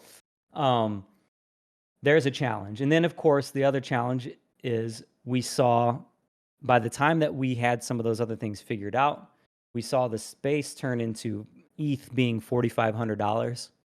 Mm. We saw gas at $300. And so for like, if you were to mint a happy hairdo at one point, it would have cost you about $750 to $800 in real world dollars. Now we know in Web3 we don't think like that. Right. Again, that discussion we had earlier about some people just have that was still 17 cents to them when they bought in ETH, whatever, yada yada. Yeah. But still, the notion is, when you buy an NFT, you should probably, if you're buying from a generative collection, it's not financial or NFT advice. Right. But I would buy 3 if I'm buying from a generative collection, because you want one that you can sell early. You want one that you can sell in the middle term of it maybe going, and then you want one that you can hang on to for the long haul, right? Right. That's just my thought process. Ideally. Well, when we started with the Happy Little Hairdos, and as you have it up on the main screen right now, they're at 0.1 ETH. Well, when the contract was written and we started everything, that was competitive with what Bored Apes were at. They were at 0.08 at the time when they released. There wasn't a saturation in the market. Gas was fair. You know what I mean? All of these things. But by time we got to launching, a lot of things were going the opposite way. Right. Then, of course, I got sick too. I got COVID. I was out for 6 weeks. I'm the only part of the marketing machine that was Happy Hairdos. A lot of different things. There's a lot of challenges. You know what I mean? So all of that said, one of the other things that we had with the collection is we had a couple of our NFTs, the Afronauts, that got lost in space. And what had happened is there's Commander Buzz Ross of the Air Force One mooned. He went to the moon. We're all looking to moon, right? But he was like, that's not enough. He put his sights on Jupiter, right? And he went out to Jupiter. He slipped into a parallel universe, wormhole, and then they sent out another 11 astronauts to try and bring him back. Oh, snap. They're all lost in space, right? So what has happened, and a solution for us to really bring people to the energy of this project is we're releasing a side collection. Right now, actually, you have the happylittlehairdos.com, the joy of minting. You could go and mint a Happy Little Hairdo for 0.1 ETH right now, but that's not going to be an option for very much longer, because once we actually blast off with the Afronauts, I'm going to shut down the ability to mint from the legacy collection until the Afronauts sell out. Wow. So the kicker with the Afronauts is I'm not going to have the branding challenge. Everybody knows what a freaking funny looking astronaut with Ethereum and Bitcoin stuff and pizza and Nyan Cat memes and all the fun stuff that you're going to see floating around in space. Everybody loves space. Jupiter is obviously our goal. That's where we're going. Everybody's going to Jupiter. Nice. That's in this collection. But what the kicker is I'm dropping the size of the collection. There's only going to be 2,000 available for purchase. There's going to be some that are set aside for gifts and everything. 2,000 available for purchase. They're going to be priced at 0.02. So they're going to be super accessible. And if you buy 5 of them at minting, at the time of minting, you're going to actually get hair dropped a legacy collection. Oh, cool. And that's Yeah. a hair dropped a legacy collection that hasn't been minted yet. So like it'll be minted, Yes. a new one. Yep. So what I'll do is I'll mint it and then gift it. So that I'll be looking for any contract, any wallet address that comes in and mints 5. I'll have that wallet address. I will mint one from the legacy collection, which won't be available for people to mint to or from until after the Afronauts sell out. I will mint one to my personal wallet and then gift it to any wallet that has purchased 5 of them at the time of mint. And the first people that are going to be on the pre-flight checklist are basically going to be like, there's an Afronaut helmet. I looked over and saw that you're on the thing now. You can see the Afronaut helmet Yeah. as it exists in the regular collection. Right. But yeah, the only way that you're going to be able to get a legacy collection NFT after the Afronauts blast off is if you buy 5, which was basically going to equate to 0.1. So essentially, you'd be getting 6 NFTs for what would have been the price of 1. And then at some point in the future, we will then open back up the legacy collection for minting. But the goal is to get more people involved, to get some hype around the collection and the notion of the Afronauts going to space. So that's dope. I love it.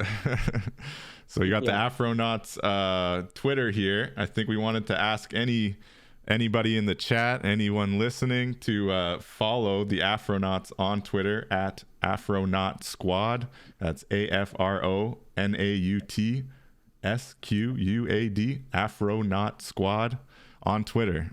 And follow along. And maybe, I don't know if you want to get a new tweet out, JJ, because I was thinking, I know we were going back and forth on doing it live during the show, but maybe we can give a 24-hour window if you'd like, to allow for anybody who's listening to the podcast to I think that enter. would be cool. I think that would be cool because I think that will give a little bit more opportunity. Yeah.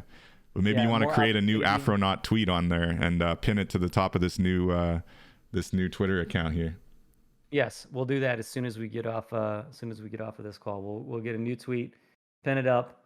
I'll definitely want it to be tag you and have it as a Web3 Warriors thing too, because again, that's the whole thing, right? We have to all ships rise. Yeah, we want to boost the traffic and get people following. If you're not already following on Twitch, please do smash that follow button. But yeah, definitely want people following on Twitter. So that's how we're going to do it for the listeners, because probably going to have to wrap up here soon. And we want to give people time to enter the contest. So if you follow at Afronaut Squad on Twitter, and make sure you're following at Web3 Warriors as well, because we'll be announcing it on there, and we'll let it run for about 24 hours, and you'll have a chance to win Afronaut NFTs when they launch and a Happy Little Hairdo Legacy collection, right? 100%. And so people who are already in the Legacy collection will be the first people on the pre-flight check-in. That's what we're calling our list for pre-mint. Nice. And the do we get early access if we have a legacy already?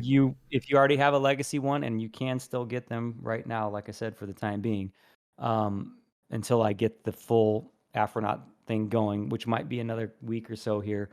We're just kind of getting all the T's crossed and the I's dotted. But once I take off that legacy collection, you won't be able to mint from it for the until the Afronauts actually sell out. But if again, the amount of people that we have in the legacy collection and the amount of people that we're going to get from Twitter following and this and that to get into the pre-flight check-in, if you look at buying 5 at a time and getting a legacy, I think there's going to be a fair amount of people that see the value in that, and that makes the collection go pretty quickly. You know what I mean? So follow on Twitter, get ready so you can figure out how you can get on the pre-flight check-in. I'm not trying to get the FROMO to any crazy levels. We're talking about just reaching a very, targeted, specific, organic community. I mean, none of the stuff I've done in this space has been hacky or, and maybe that's to my own detriment. You know what I mean? I always try to be super authentic, and I don't oversell. Sometimes I don't even sell enough. I undersell I things, hear you. It's hard. and It's hard pitching yeah, yourself, you know? It's easy to talk right, about other people. It's hard to sell yourself sometimes. right. Yeah, no, I So feel you. in that regard, though, I really do think that we're going to have some pretty quick excitement around this collection. So Yeah, it hopefully is. everybody that's here, gets to be some of the first people in it. You know what I Yeah, mean? let's go. Everybody follow on Twitter. Let us know if you have any questions in the chat. We'll be wrapping up soon. I have a couple questions. One, I wanted to ask about your metaverse plans, and Yes. because I know there's you have the game on the roadmap, and then also the actual bobber shop here that you have on the front. Uh, Yes, yes, yes. so I was hoping maybe you could So tell a little bit about your potential future metaverse plans. no doubt. Yeah, this has been definitely an exciting part of the adventure. My friend Benny is a master in, he wouldn't call himself that again, but it's easier for us to say that about other people, like we just said. Um, just Blender 3D. He's really, really talented. Blender and Unreal. So we originally started building the Fromoville Bobberverse that you kind of see. You can see a video tour actually on happylittlehairdos.com. It links up to the YouTube where you kind of get a walkthrough of this space that we've been building. And originally was building it on Blender, started to take it to Unreal Engine as a notion of like, well, we could use it as a game engine to kind of get in touch with the space. But then another friend of ours, and I know you know him, David, Z Creative, had some amazing success with um, Mona, the Mona Gallery system, and he sold his Mona Gallery piece as an NFT not that long ago. I don't know, a couple weeks ago, maybe a month ago.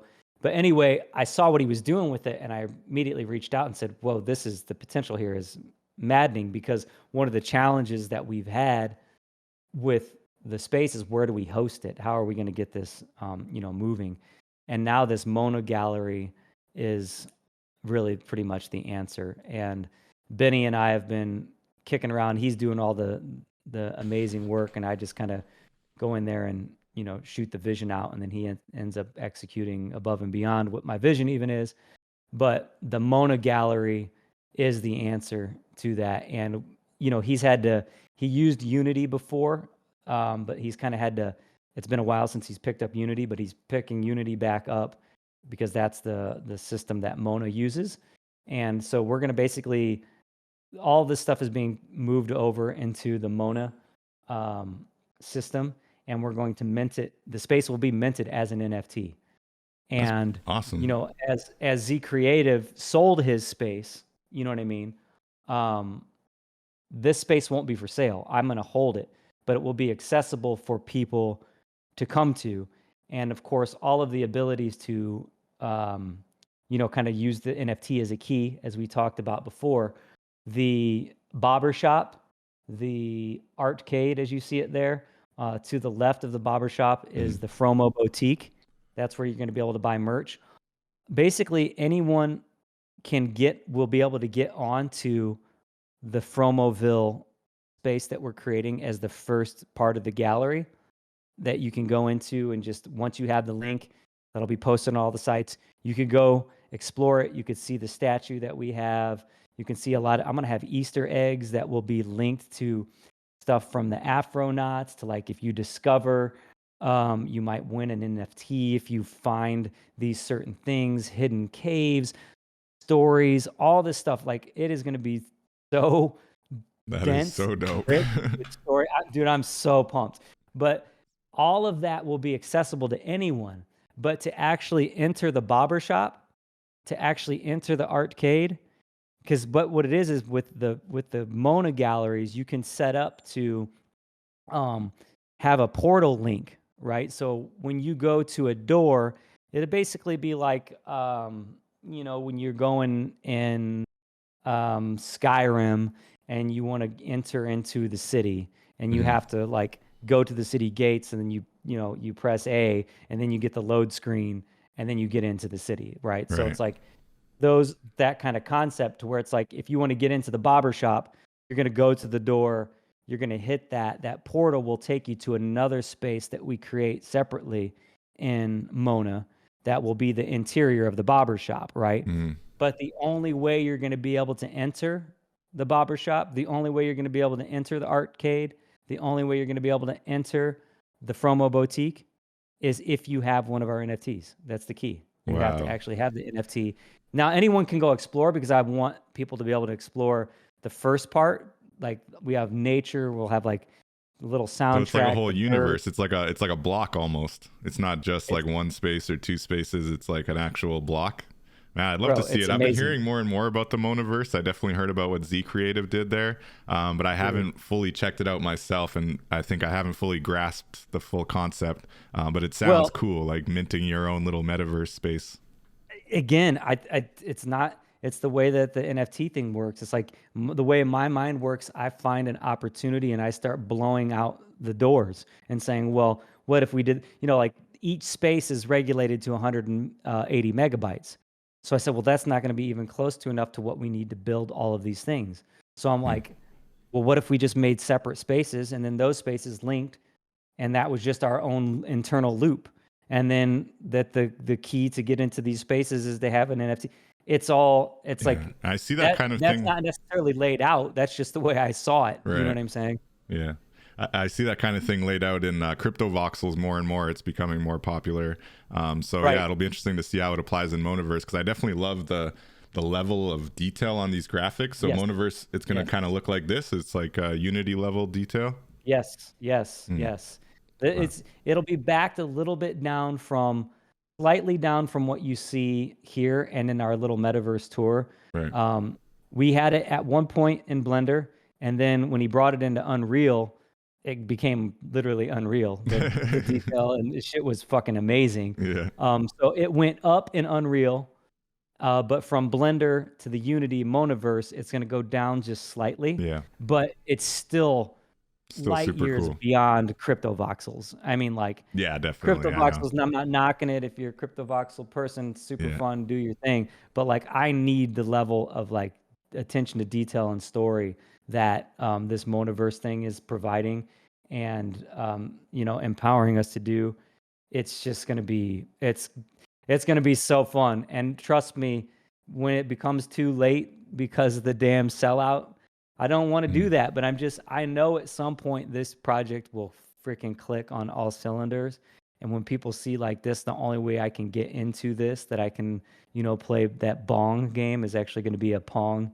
Going to be a real rudimentary version of Pong, with the That's paddles awesome. being a canvas and the Pong ball being a huge afro bob bouncing back and forth between That's the so paddles clutch, that man. are canvases. And you can You know, actually like drop into that game in the metaverse and play it like at the that's Bobverse. that's the goal. I don't want to overpromise and underdeliver, but Yeah. I know that the game can be built for sure.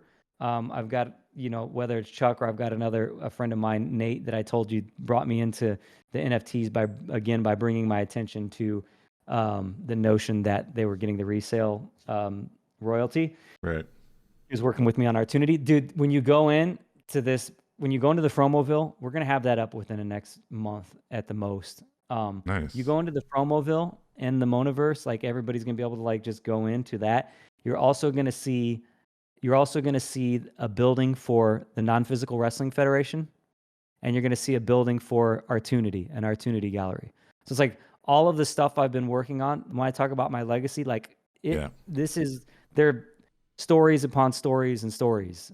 Like the Afronauts have special things inside of the Fromoville, the barber shop, the Fromo boutique. Like you're literally going to be able to go. At some point, I'm going to have a cologne called Hopeless Fromantic that you can only buy from the Fromo boutique, You're but you just have a to have an fountain NFT to get in there of to get dope that. content, man. Like you got It's so, dude. all the fro ideas just lined up, ready to knock them down. As soon as this thing sells out, it's just gonna be merch on merch on merch. It's gonna be so much fun, and the merch. Like I've got, where the hell's my damn thing at? I don't know if you've seen it, but you pulled up earlier.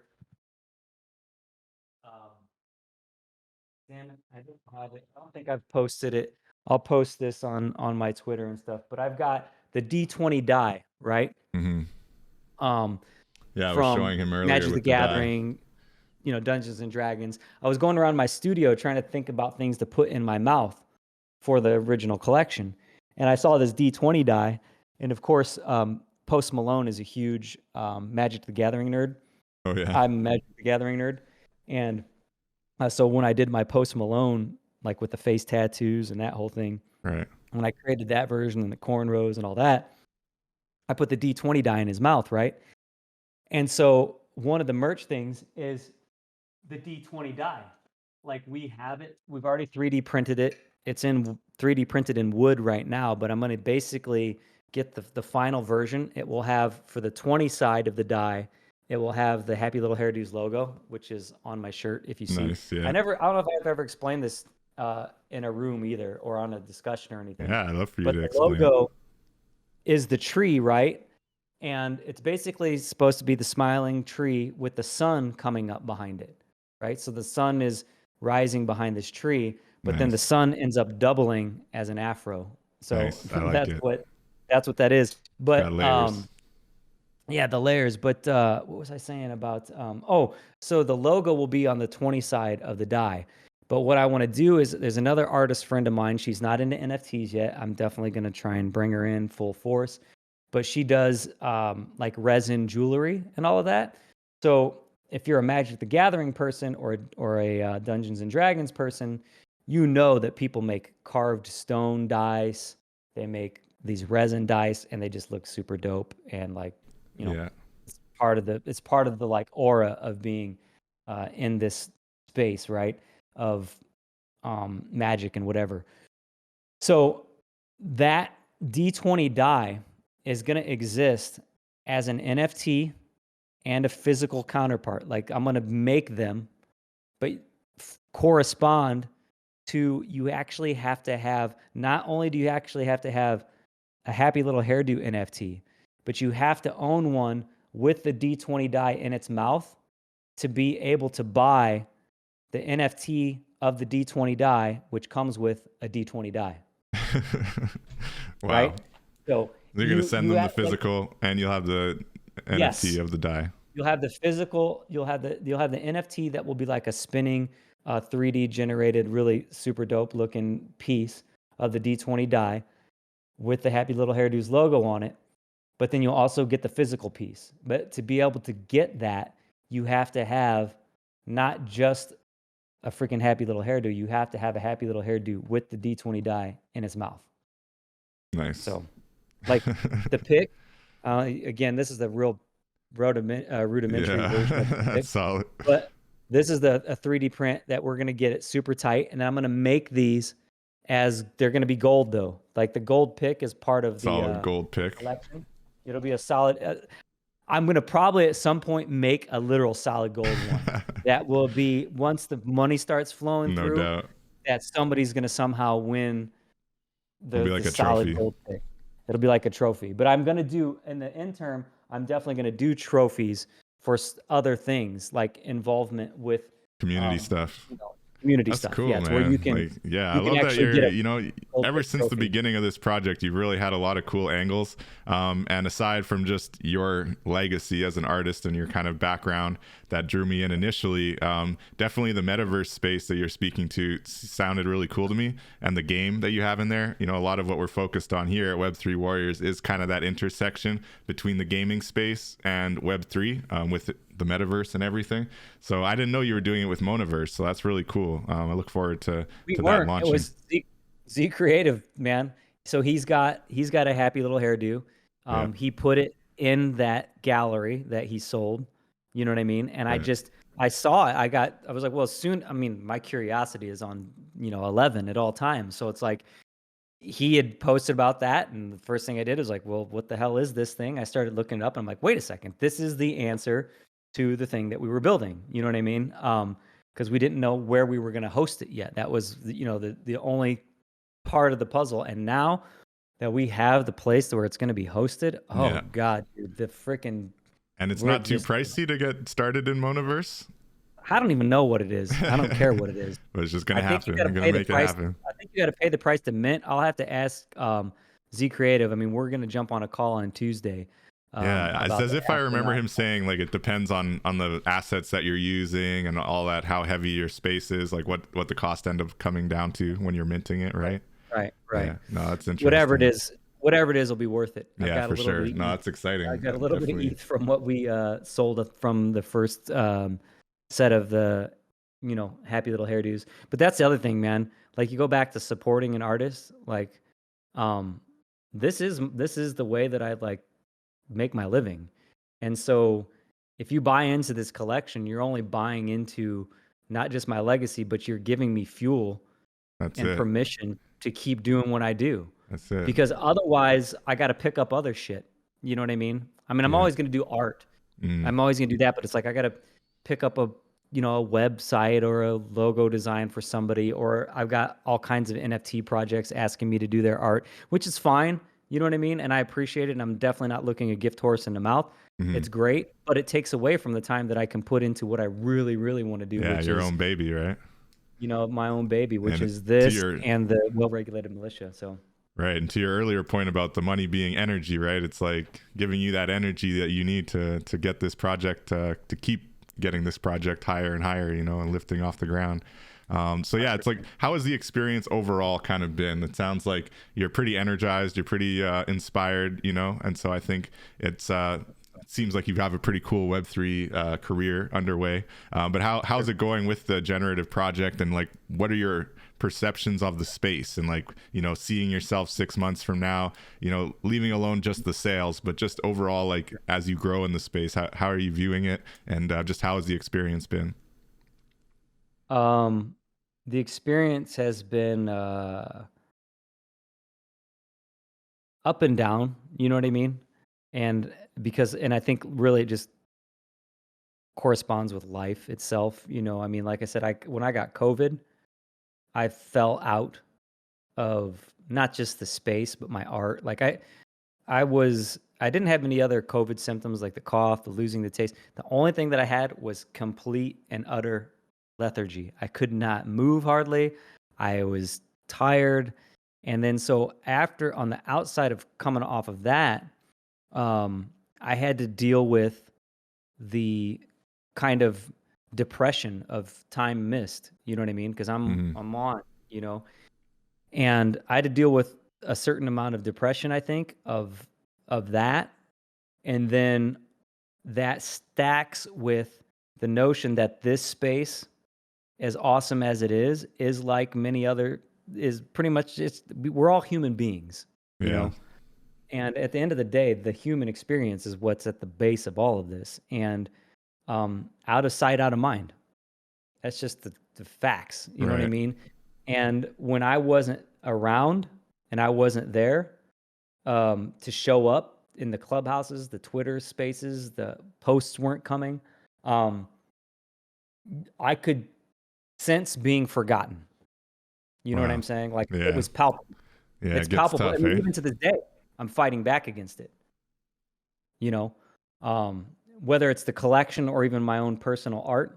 I talked to my friend Clinton, who's an artist. He's in the space now too, and everything. And I talked to him about this at breakfast this morning when I told you I was out. And there was a real specific challenge. I won't get into the details of it, but I was like, man, it's so weird that I got forgotten in a way in this project. And I was at the beginning of this thing. Right. You know what I mean?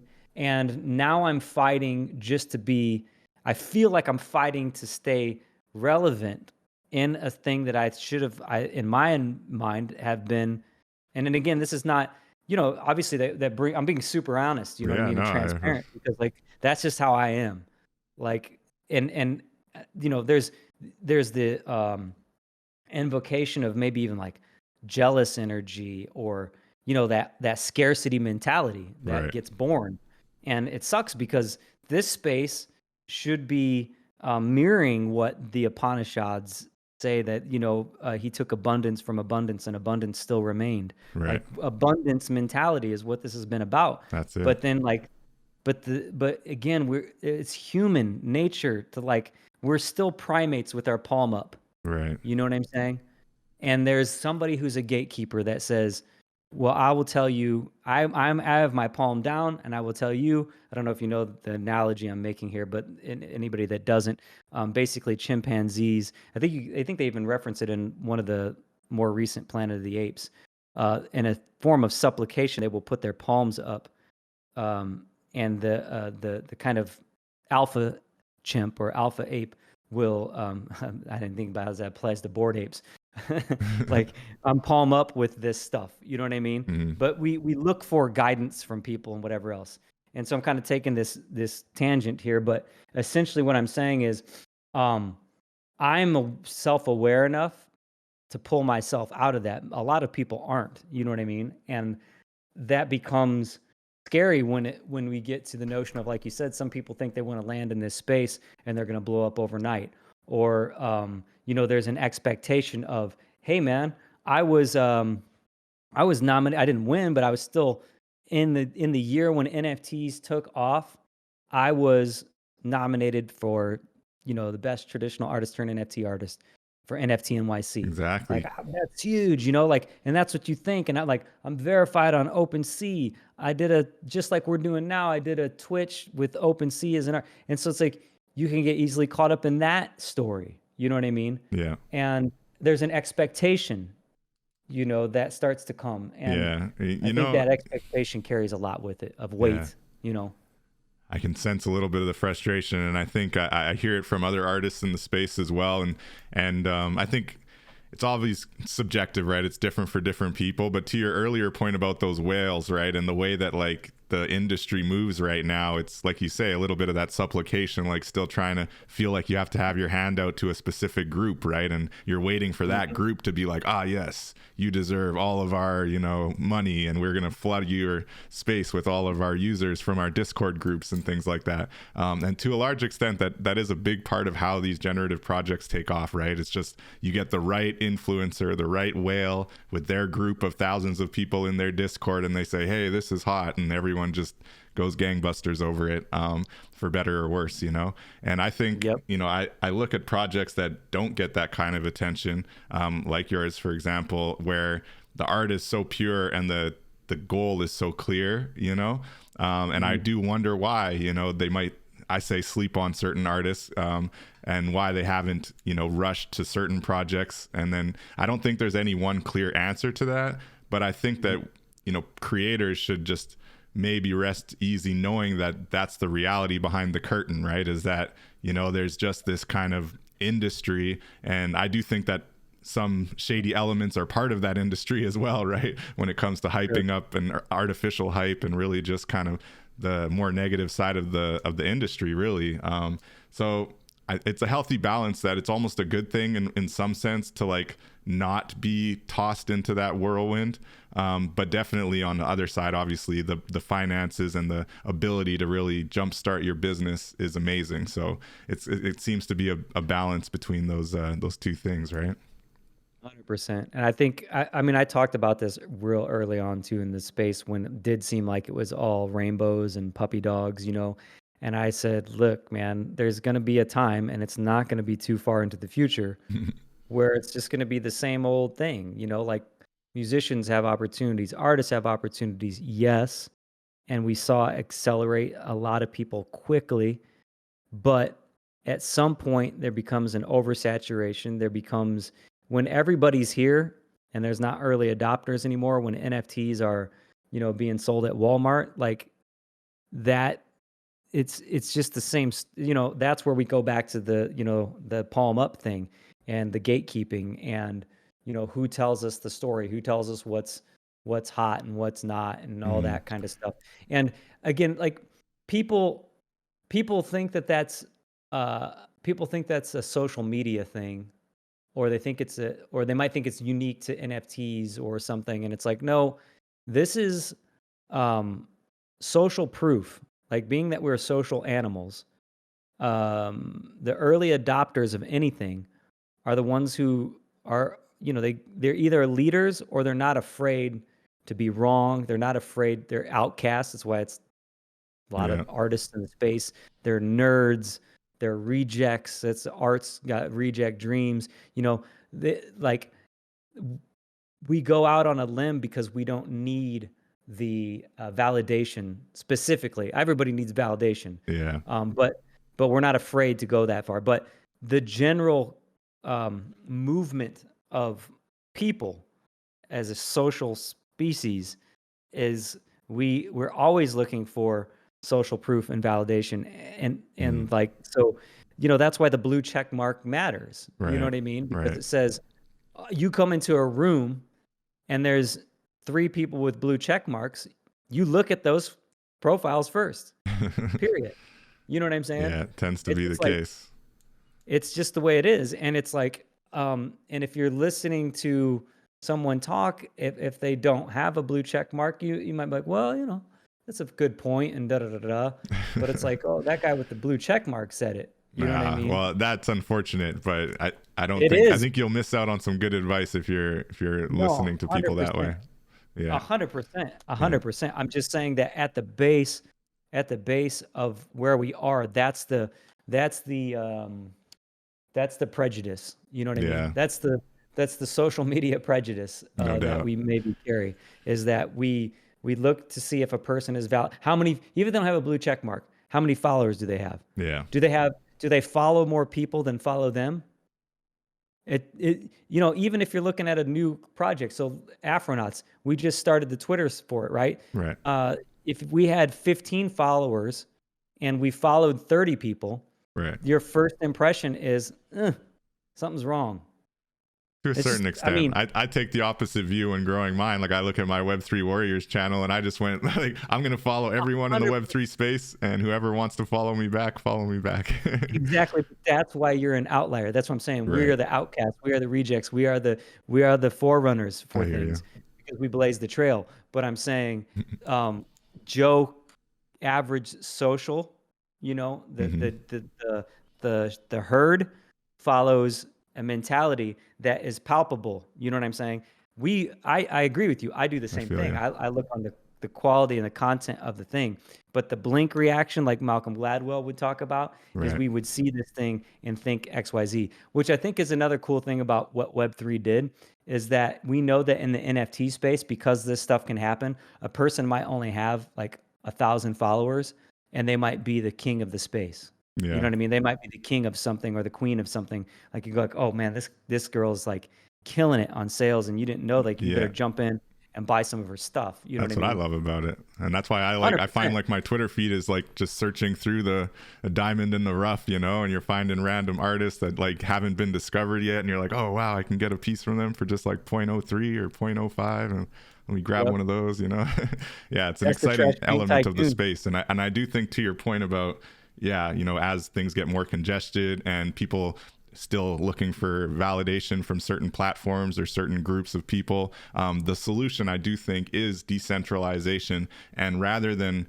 focusing on those platforms and those groups of people that, yes, can blow up your project immediately, the other option is to actually hammer down on what your community is and what you want your community to be, right? And really try to build it out from the ground up. And that's what I see you doing. And that's what I see a lot of other projects doing that maybe aren't getting that huge FOMO hype that some others are, but actually have a much better and more interesting and more genuine and, I think, thoughtful roadmap and overall vision for their project. So I think you're firmly in that camp. And like you say, it's just a matter of time before the right person realizes the legacy that you're building here, or even the right group of people realize. And then, it's on and popping. And those are the right kind of collectors you want, right? Who are actually wanting to be there for the long haul and help you build this amazing vision that you got here.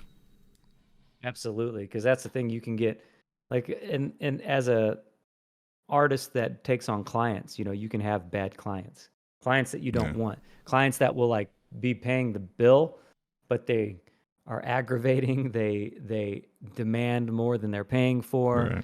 Right. They get into that space where it's like, nah, you're not even worth it as a Yeah. client. Like I have to choose you as a client as much as anything else. Yeah. And And that, yeah, like you said, that could have to the point real quickly of what you're saying. I don't know if it was something that got as a giveaway or whatever else. I had this opposite effect on the floor with the Happy Little Hairdos. Somebody had posted a happy hairdo for like less, like I don't remember what it was, but it was Hmm. definitely way less than what it was minted for.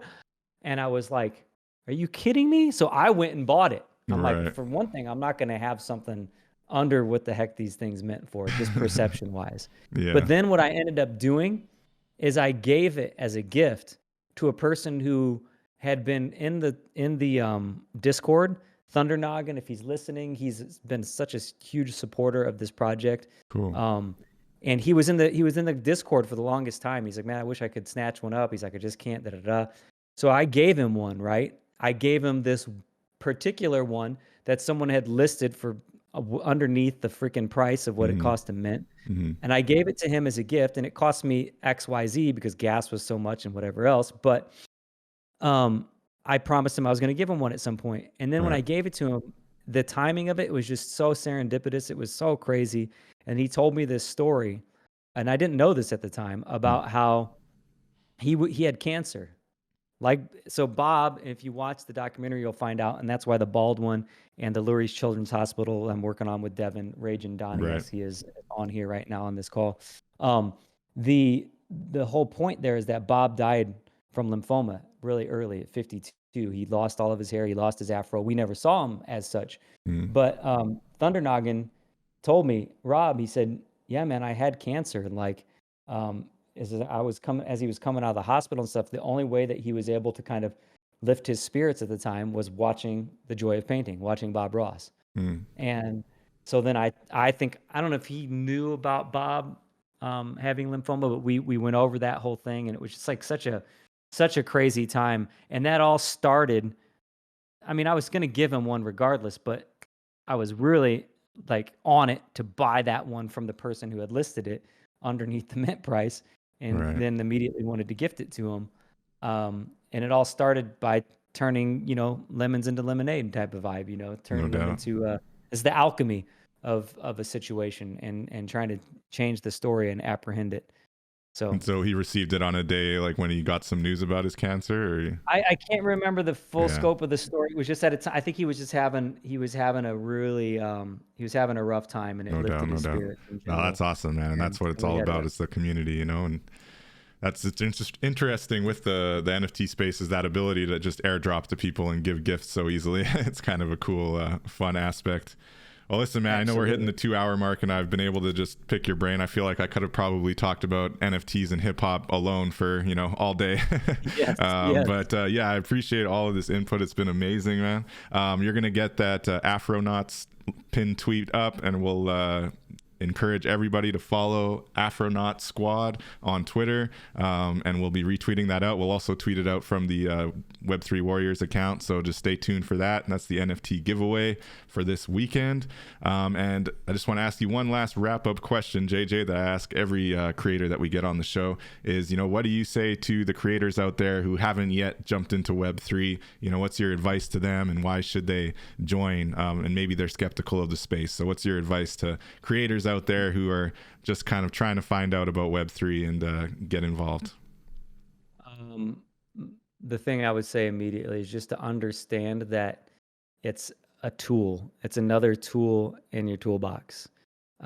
If they came out with a new kind of paint and you're a painter, if they came out with a new program for 3D graphics, you might be like, yeah, I use, I've been using Unity, or I've been using Blender. Like if Unreal releases a new version, you look at it as a tool, as an option for something for you to grow what your work is. So that's the way I look at the Web3 space. It's a tool. It's a community. It's so multifaceted. The NFT space, the Web3 space, that I would just say, don't get caught up on it being the end, but just understand that it's a tool of creation. Like I said, I sold a non-feelable tickle. Yeah. What does that even mean? And that's kind of why I did it in the first place, and that's why it was the first one that I sold. So look at it as a tool to express yourself and to empower yourself.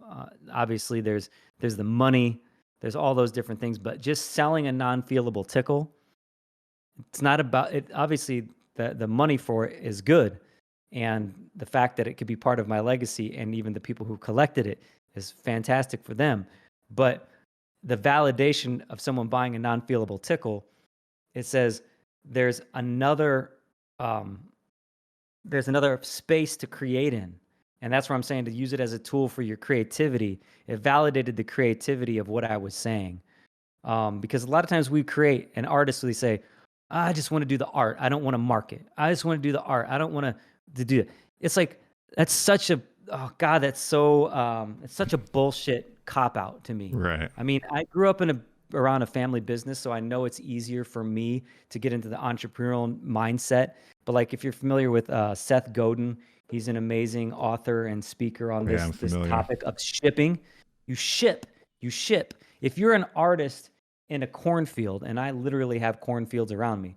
If you're an artist in a cornfield, if you're an artist and you're a genius in a vacuum, then you're not an artist. It's masturbatory. You know what I mean? It's like, that's such a cop-out to say, I don't care. Bullshit, you don't care. Right. If you're not doing it to communicate with other human beings in some sense, then what the hell are you doing? You know what I mean? So, I mean, I get it. Like, we do it for ourselves first, and we have to be expressing something for ourselves first, but we should always know that we do it because we want to express something to other human beings, to an audience. You know what I mean? I love it. And so the Web3 space and NFTs, like, it's the same tired thing of like, I don't want to market. I'm not going to do that because I don't want to learn. Okay, that's you can say all that stuff, but then good luck making a living creating. You know what I mean? And It's like, this is just like another opportunity for you to put something in your tool belt to potentially start bringing in some money that would empower you to create that painting that would not exist if it weren't for being empowered by the painting before it being an NFT that sold, that kept the bills at bay for another month. You know what I'm saying? It's just the way that it works. That's so perfect. That's so perfect, JJ. I think that's amazing, amazing, priceless advice, really. I'm thinking of one artist in particular who I'm trying to prod along in this NFT journey, and I think he needs to hear that. So I appreciate you. And to your point about that, you know, making that connection with people, that's what this revolution is. Web3 is peer-to-peer. So you still need that other part to want to buy and support you, you know? It's being able to get that direct support from one person who loves your work, can directly support you by buying your NFT, cutting out all the middle people, you know, and that's what matters most. But it's still, to JJ's point, requires you putting yourself out there, telling your story, sharing your, you know, vision with the community and with everybody in the space. So thanks, JJ. I really appreciate that. I want to punctuate one thing that you said there, and then we gotta go, is when I sold my non-feelable tickle, I didn't sell it to people in the NFT space. I brought people who already buy into my legacy.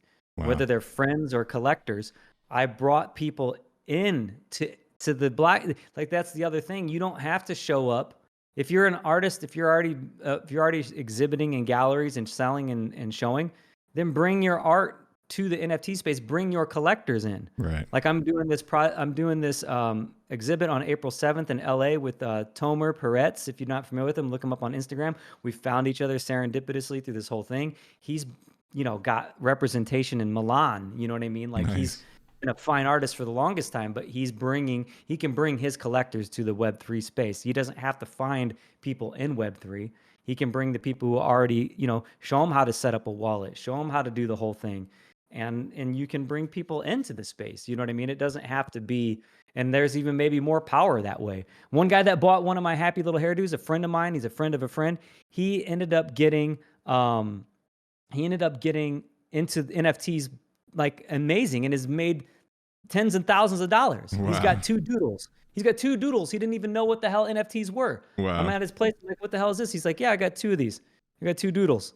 There it is. You know what I mean? And he's made all kinds of money from it. That's amazing. I've got another artist that I'm going to be talking to that's kind of in that same space where I'm trying to get him to understand the space. His name's Ray Villafane Studios on Instagram. I've been following him for years because his art's amazing. And so I'm trying to help him do that. But it's like, again, we're going to bring he's got 120,000 followers on Instagram. We're going to bring his followers into the NFT and metaverse. He doesn't necessarily have to sell to people who are already here. And that pull is hard. There are people trying to pull people from that traditional space. It's difficult, but it is well worth it for sure. And that's how we grow the space, right? Yes, yes. And we're getting on another call today. He's gonna kill it in this space. When you see That's his work, awesome. it's Well, you keep freaking us posted, insane. JJ. Definitely let me know about that. I want to hear about all the awesome stuff you got going on. So we did drop the Twitter links in the chat for anyone still here with us. You can follow Afronauts Squad on Twitter and Web3 Warriors on Twitter. JJ is going to have that tweet going out soon, and just retweet it, and anyone will have a chance to win Afronauts when they launch, as well as a legacy Happy Little Hairdo. All right. Yes, yes. Man, David, appreciate your time so much. Thanks. I appreciate you, JJ. This was my longest episode yet. It's episode 10, so it's fitting. I want to thank everybody who's tuned in so far. And this podcast will be live on Spotify, iTunes, anywhere you catch your podcasts. And we will have that giveaway within the next 24 hours. JJ, do you have anything else you want to add before we wrap up? No, man. Just again, I'm thankful to you. I'm thankful to the space. Thankful just in general. Thanksgiving 365 is the way I say it. You know what I mean? It's like we should have that gratitude all the way through, and the alchemy will come. So I appreciate I'm super grateful to you and everyone in the community. I want you to stay tuned with Web3 Warriors. We're going to have some new news on the NFT front, as well as the Clubhouse room we're trying to start up this week. So episode 10 to the moon. We're going to keep going, talking to creators. And thank you, everyone, for tuning in. Thank you, JJ, for making this an awesome episode. And until next time, we'll catch you in the metaverse. We'll see you next weekend, Saturday, 12 p.m. Eastern time. Peace out, JJ. Peace, peace.